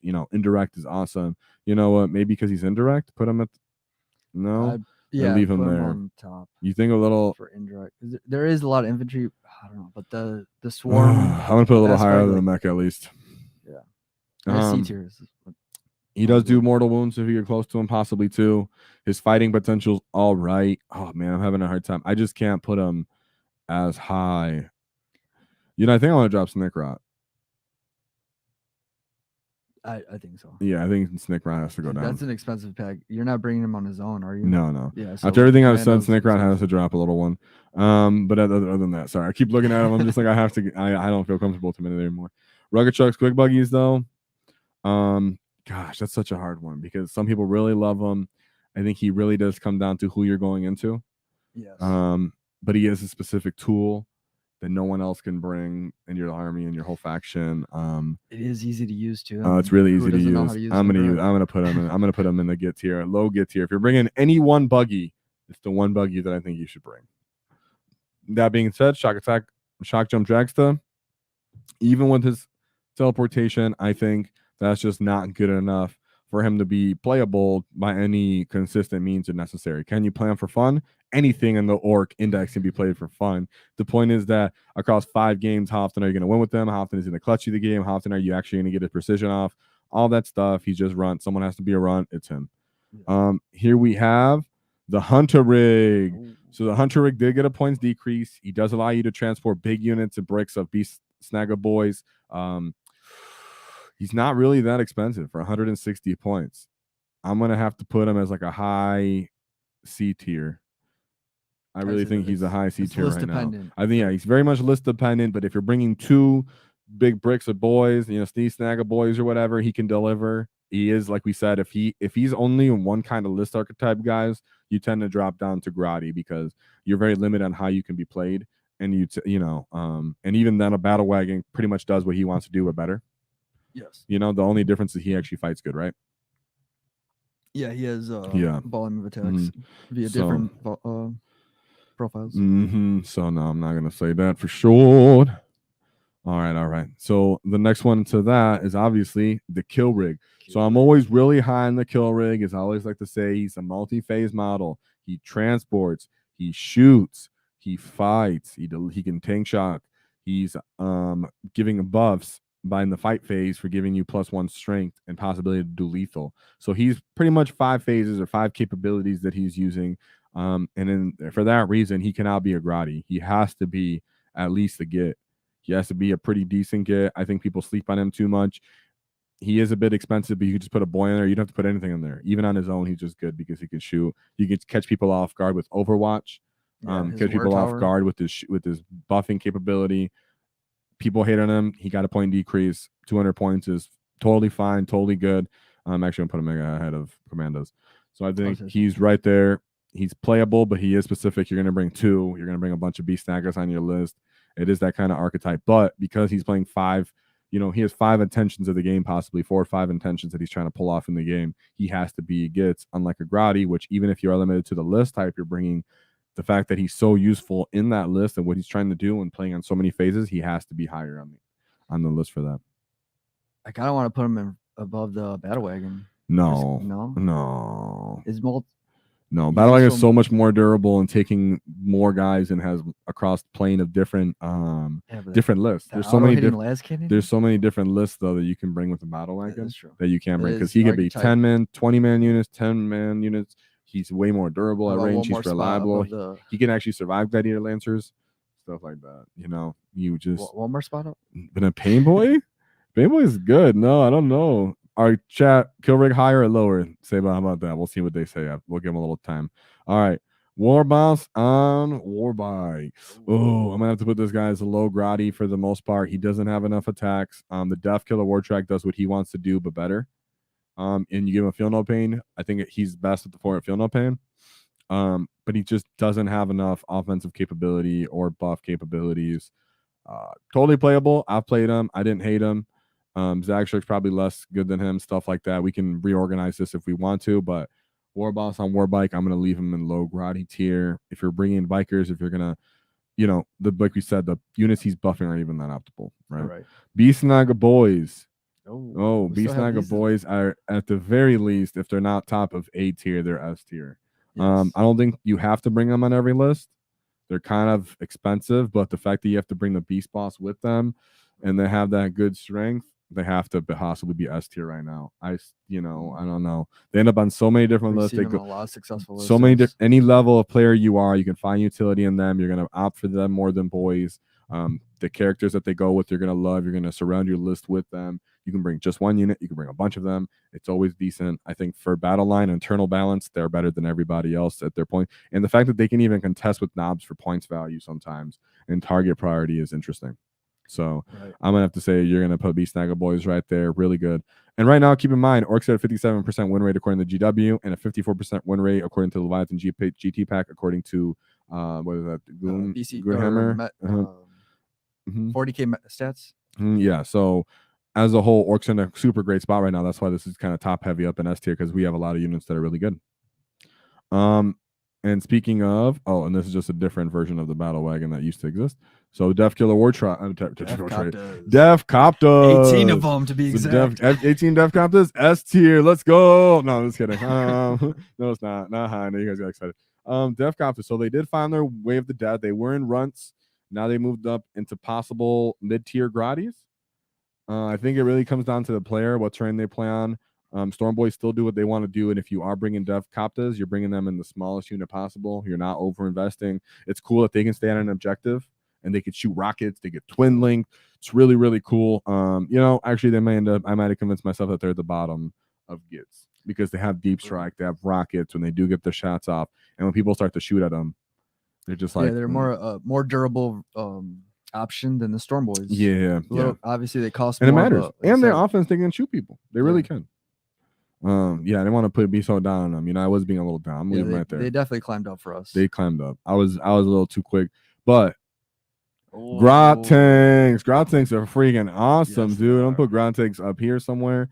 Mid, top mid to be. Put them a bunch of rockets on them. They're really fast. They have a bunch of ablative wounds. They have a separation of wounds, a bunch of different models. Catch your opponent off guard. They're trying to play the mission. Their 24-inch range is a little bit of annoying, but the fact that they're so fast kind of makes up for that. Grot tanks are where it's at. Grot tanks are awesome. Bring one big unit of them. Never going to feel bad about them. And they're pretty direct in how you want to use them for. So for skill, for terrain, for everything, they kind of have their utility. I think they're totally good. Yeah, they're really appropriately costed as well. Yeah. I think they might be a little better than Battle Wagon, to be honest. I agree with that. If you can get a hold of them somehow, definitely use them. But I'm sure that's why I'm not spending so much time on them. If you can find them, I'm sure you know they're good. And if you can't, then we'll see what happens when stuff happens. The big track. So the big track to the points increase. So he's still really good. You're gonna bring trucks and him if you're gonna bring him. He's kind of hard to bring, but he's still really good and really viable. He does built-in mortal wounds. You can compound that with tank shock. He gets better durability than a truck. So he's really good, even at that points cost. It's just hard to actually get one and when you're going to put him in everything like that, but he's still really good. So I'm thinking Mega Track is going to stay right there where he's at. Yeah, what he's bringing is really good. It's just he drops a little bit just because of the other options. Why not just bring more trucks? Yeah. We don't see people maxing out on trucks and big trucks. Yeah. And then, we have, I'm not going to argue that. I think right there, he belongs there. We can rearrange that as we go, but I think we'll just do Squig Off next. So a regular Squig Off is really, in my opinion, for 150 points, pretty awesome. I really do. He's kind of hard to get, but he does go over the threshold of T10. He does have good fighting. What's his melee damage nowadays with his horns? D6. So I don't love that. And his sweeping attack is only flat 2 damage. But he is T10 with a good amount of wounds, transport capability. I'm going to say he has firing deck 10. He's at least a get. He's a low level get. He might, I don't know, maybe he's less than a get. I think he's a little less. I think he's a little less than a get. Yeah, I'm going to have to put him, actually, he might end up somewhere like here with the Hunter rig, where if you fit him, that's cool. He's good, but he's not optimal. Yeah, I think the Squig Off. I'd put him below the Hunter rig, actually. maybe. I like the builds you can okay, make. Yeah, that's true. You can make a list of them. What he's really doing is he's just going up there and trying to fight, get into combat, do tank shock.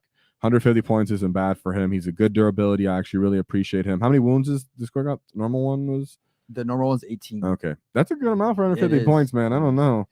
Isn't the Hunter rig also 18? No, I think it's 16. Okay. But we'll just say for there right now. What about that, guys? We're leaving him there for now. He doesn't shoot really well at all. He's not reliably fighting super hard with any flat damage. His transport capability isn't amazing. But yeah, I think he's fine where he's at. I don't know if anybody wants to argue with me about that. But other than that, we'll move to the Gargantuan Squig Off. Oh, Gargantuan Squig Off. It's freaking awesome. Freaking awesome. If he's not A tier, he has to be A tier. The fact that he's not a vehicle and he could be Artist Nails. He has the highest damage in the game for direct damage, a strength 12. That flat damage 12. Durability wise, he's T13 with 30 wounds, 12 OC. He does have some shooting. Yes, he not does. Great. He has firing deck. Great firing deck. 400 and what? 50 points or 400 what points? 440 points. 140 points, dude. He's at least. We've seen him in GT level being used. He also doesn't take the penalty for shooting in engagement range. So just some extra volume there. He can actually be reliable in that. Yeah, he's at least higher in this A tier, somewhere up here. Gargantuan Squig Off. If you can get one, get your hands on him, use him. He's really good. What's up? And what about your favorite strat to use on him? Artist Nails. I mentioned that. He's not a vehicle, so you can Artist Nails with him. Oh, yeah. Maybe everybody win him on 5 and 6s. He is one of those stat check things as well. Really pretty directly on how you want to use them. Just run up the field and crump somebody. If someone can shoot him off the table, sure they do. And if not, that he's a target priority. Therefore, you can optimize your counter charges against whatever units they're trying to clear him with, or setting him up on the field to where positioning wise, even if he dies, you're good. So Gargantuan Squigot's freaking awesome. These are the Mecha Dreads, if you want to look that up. I'm going to actually do a Grot tank first, though. Grot tanks. So Grot tanks are a unit that's slept on. It's a forge rolled model. It has Armor of Contempt essentially built into it, just like the Battle Wagon, where it has a reduced AP by 1. It has a bunch of rockets that have Twin Link. It's 110 points at a good toughness with a good armor save of 9 as a toughness. I think he's a bit slept on. He's not going to be... I just don't know if for rocket points value for 110 points, is he better than Def Coptas? I think so. Is he more durable than Def Coptas? I think so. Is he scoring though? No. Is he better than a truck? No. For movement, he kind of gets in the way, about roughly the same size as a truck. I think, but he's only shooting. He's not fighting. What do you think about that? He's rockets. Oh man, I'm gonna have to put him at a... I think Grotty, top of Grotty tier. He's really good for his shooting, or middle Grotty tier. His shooting is nice. His durability is pretty acceptable and respectable, but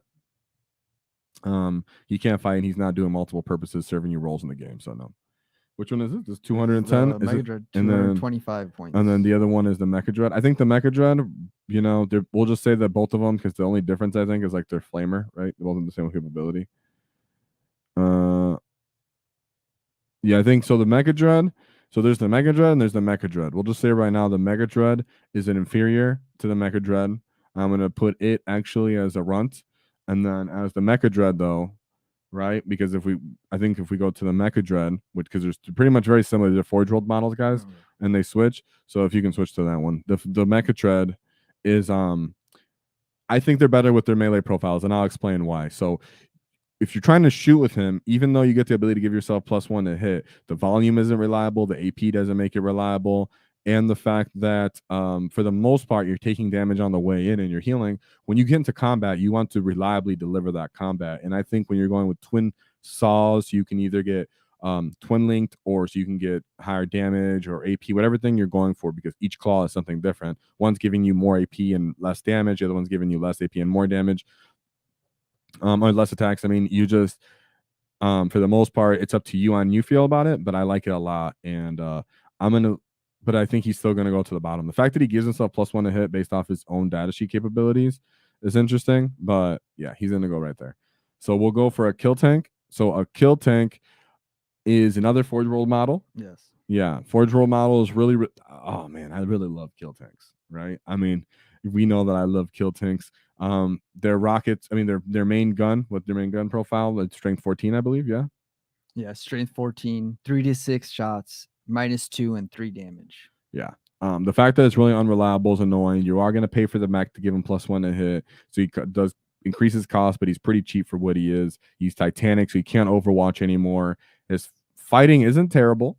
He does transport, but he's pretty huge. And where do I want to put him is what I'm thinking here. Get tier? Somewhere in this get tier, he has to be, because he ends up on pretty good list. Okay. Yeah. He ends up on the low part of B tier. That transport and durability is freaking awesome. You can stat check people with that. If they do take all the time to destroy him off the table, they probably haven't destroyed other reliable units, and he's only 295. So delivering boys in there, or mega knobs, whatever it is, throwing thunder hammers, throwing these big shots down the field at him, there's a chance, if you don't roll terribly, that you can really mess people up with that too. Tyranid monsters wouldn't like to see that profile, stuff like that. So I think the kill tank, pretty great. And when you get within half range, he gets +1 to hit innately. Yeah. So that would be nice if he gets bracketed and the mech's giving him +1 to him, stuff like that. So yeah, I think there's a no-brainer that the kill tank is going to be at least low B tier. A lot of people can figure out how to use him. He's not that hard to use. He's really good. And he's not that expensive. If he was over 300 points, I don't know. But under 300 points, I like it. Tank busters. Tank busters are trash. So they're pretty much trash, guys, because they're trying to do different things all at the same time. One guy wants to hit you with the hammer, one guy wants to shoot the pistols, and the other guy wants to shoot you with the rockets. It's just obnoxious. They cost too much. The only thing good about them, they're bomb squigs. They're not good. No one's running them. I wouldn't run them. They're probably actually at the very much bottom somewhere around here. Yeah, they need to figure out what they want to do so we can bring them. Yeah.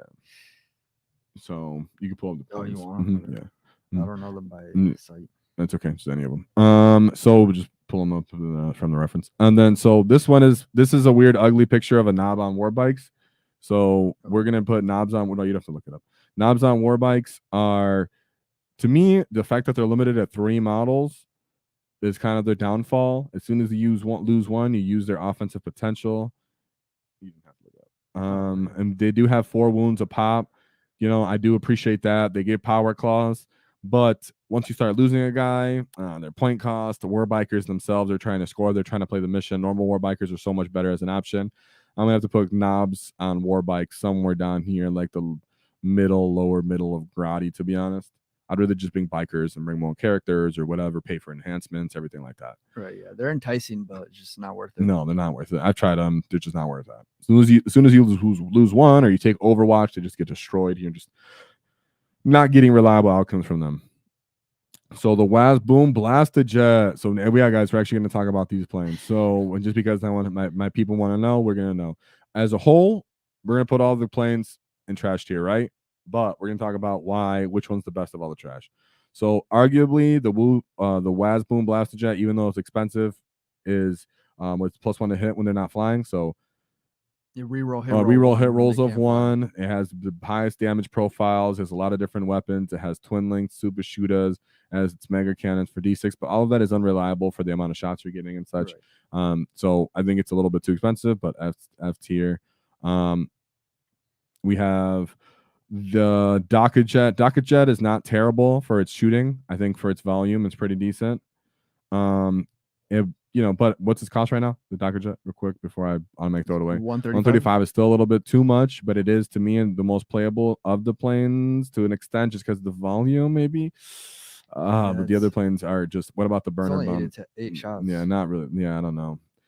8 shots. Yeah, just rapid fire 2. Yeah, sustain. I mean, it's overall, guys. All these planes are going in F tier. If you're gonna run any of them, it's by your own peril and how you feel as an individual. I hate to say it. I do own 3 out of the 4 Ork planes, but that is what it is. And that's all the units, because these guys are just old leftover pictures of stuff that doesn't exist anymore or used to exist as points. So let's take a look at this tier list now that we have everything set in play. Yeah, we're gonna look at chats, but this is where it is, guys. Let's start rearranging maybe within it and see if any of you guys disagree about anything in here, right? Of course. Let's see, anybody arguing?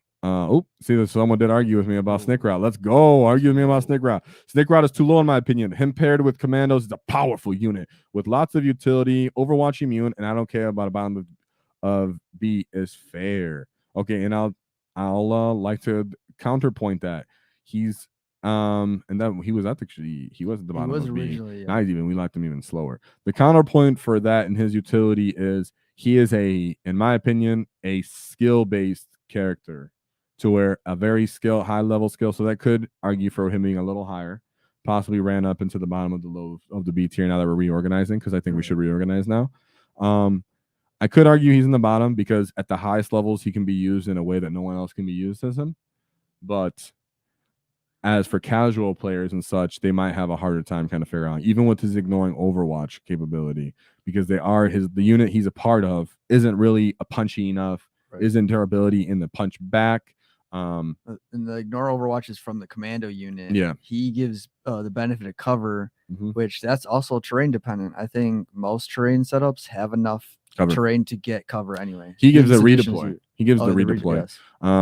And with then it can be a powerful, but that's a very, very high skill threshold in my opinion. Right. Most players aren't going to use it, and they're going to have to get a lot of practice in games to figure out if he can be used. It's also easy to misuse, because you might think that you're tricking your opponent, but you might just be setting yourself up. Yeah, I mean, I'm going to put him a little higher in Grotty because, like you said, he is actually pretty powerful. The thing about all the other Ork units that are above him and Ork characters that are above him, and where you fit him, he's really list dependent, player dependent, terrain dependent, how you want to play.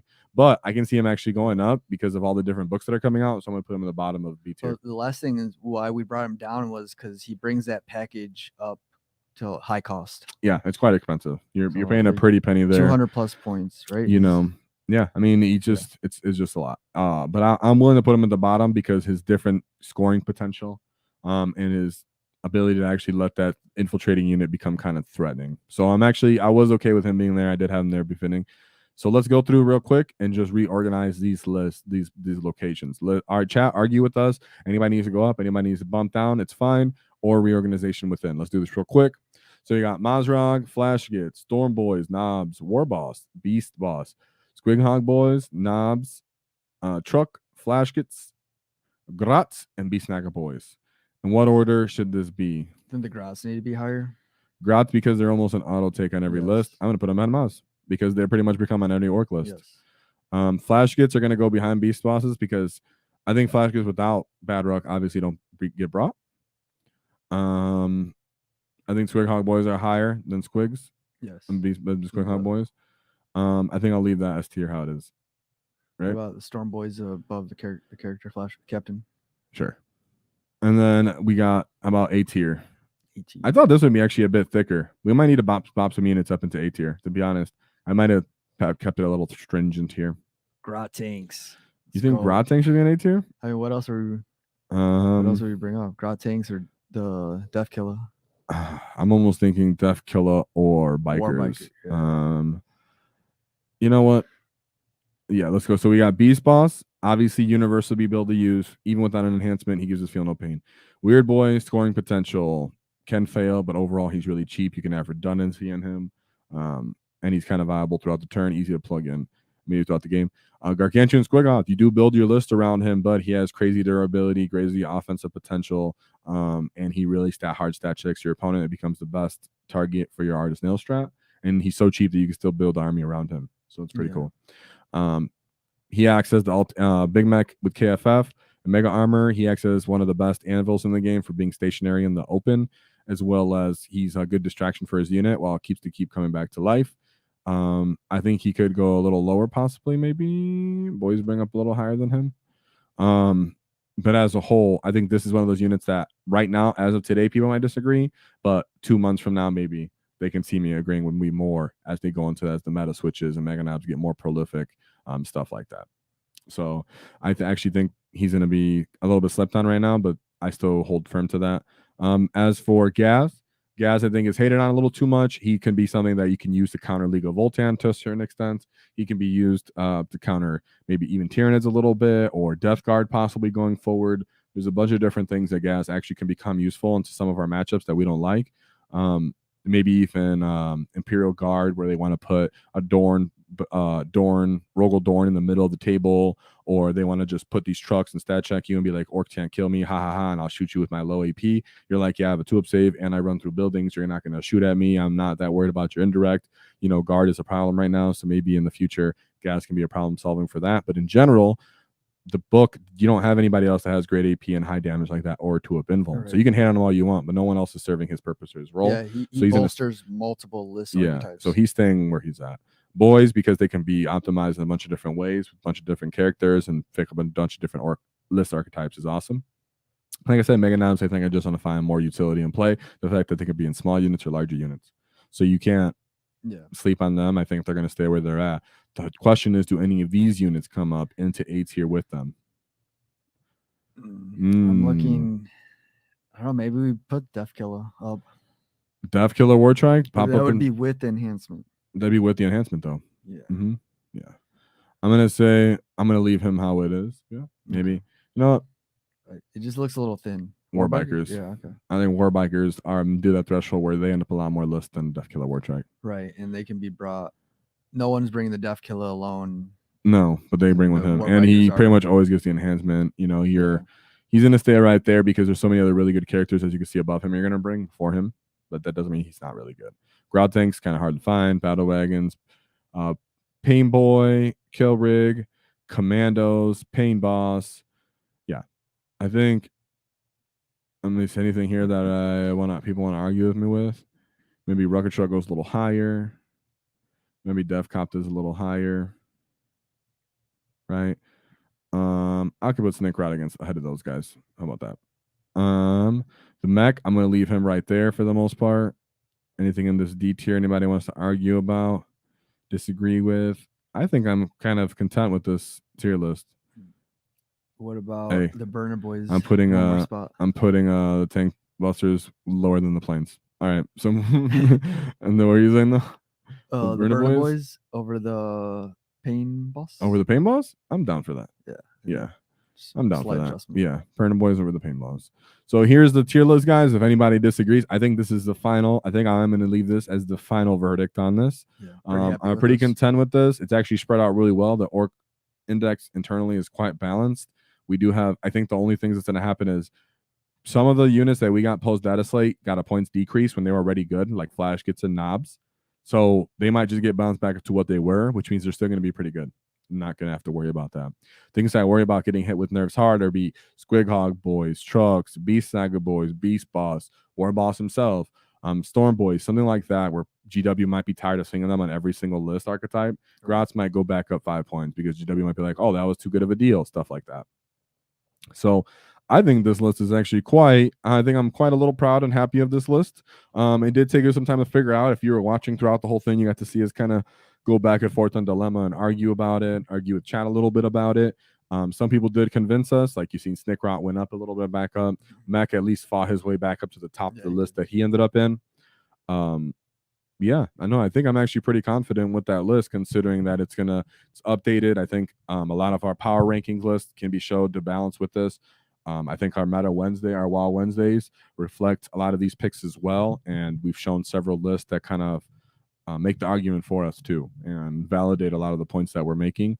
Of course, like we said, we'd like to say that if you're S tier, you're like a no-brainer list. I mean, a unit, you bring them, you know exactly what they're going to do. They're easy to utilize and deliver. And then from there, you just think about how hard is it, how much matchup dependent is it, how much list dependent is it. And that's how we kind of filtered through this and delivered each unit to where they were. So if you disagree, you know, try to consider, we're considering terrain, we're considering the total layer of the individual. We're not considering you directly or how good you can optimize that character, or even me myself, because then I would put Knob with wall banner higher, stuff like that, you know. But, you know, I'm trying to be as objective and balanced and fair and consider everybody into consideration. And when I consider some of these units, some of them are just straight up easy no-brainers to use, or hey, they require a little bit of support, but either way, they're really easy to use. Or Gits are like, oh, these are good units, but you have to build a list around them. And then Grots are like, they can be supportive to any of the Gits or the Knob units that are in this game, but as a whole, you could play without them. You know, that's kind of where the Grotty tier list comes from. Right. And then Runts are just things that you'll never miss or never want on the list anyways, for the most part. Grotty, even though it seems low, it's not, doesn't mean they're unusable. No, it doesn't at all. Only Runts does. Yeah, Runts is the only thing where I think don't use them. I shout out to Warboy. It's hilarious. People use him, but you know. Is the Warboy top of Runts? He's the top of Runts. I'm leaving him there. I'm leaving him as the top of Runts. So that's it. Right. I'm going to put the Mork a little higher than him. You don't think the drag session? No. No? No. Right. I'm leaving him. I'm leaving them. They're gonna fight for the best herd. So yeah, I think that's totally fine. This is our tier list, everybody. Chat, if you guys want to disagree, I appreciate y'all. Anybody disagreeing, this ended up being long as heck. Yeah, almost 2 hours long, but I think we really took the time to debate on it and think we have arguments for everything we make. In the comments, try to find me, disagree, you know, try to disagree with me, leave your feedback on why a unit might not end up being where you thought it should be and why. Of course, think about the terrain, the mission, the players, the matchups, the skill level, how much easy access it is to get access to even have that unit or put it on the table. Stuff like that kind of come into play as well. So as a whole, this is our Ork tier list. Here is the updated of the WAAAGH, and we have all the support for that. WAAAGH! So just keep in mind, guys, Def Coptas and 18s are S tier. No, I'm just kidding. Stompas are S tier too. No. So thank you, everybody, for being here. Yeah, I didn't realize we had 32 in the chat. We had 32 in that chat at one point. Awesome. Maybe we bored your teeth out because you're going too long. I don't care, because next time you'll keep in mind that don't cross a wall, because we knock your teeth out.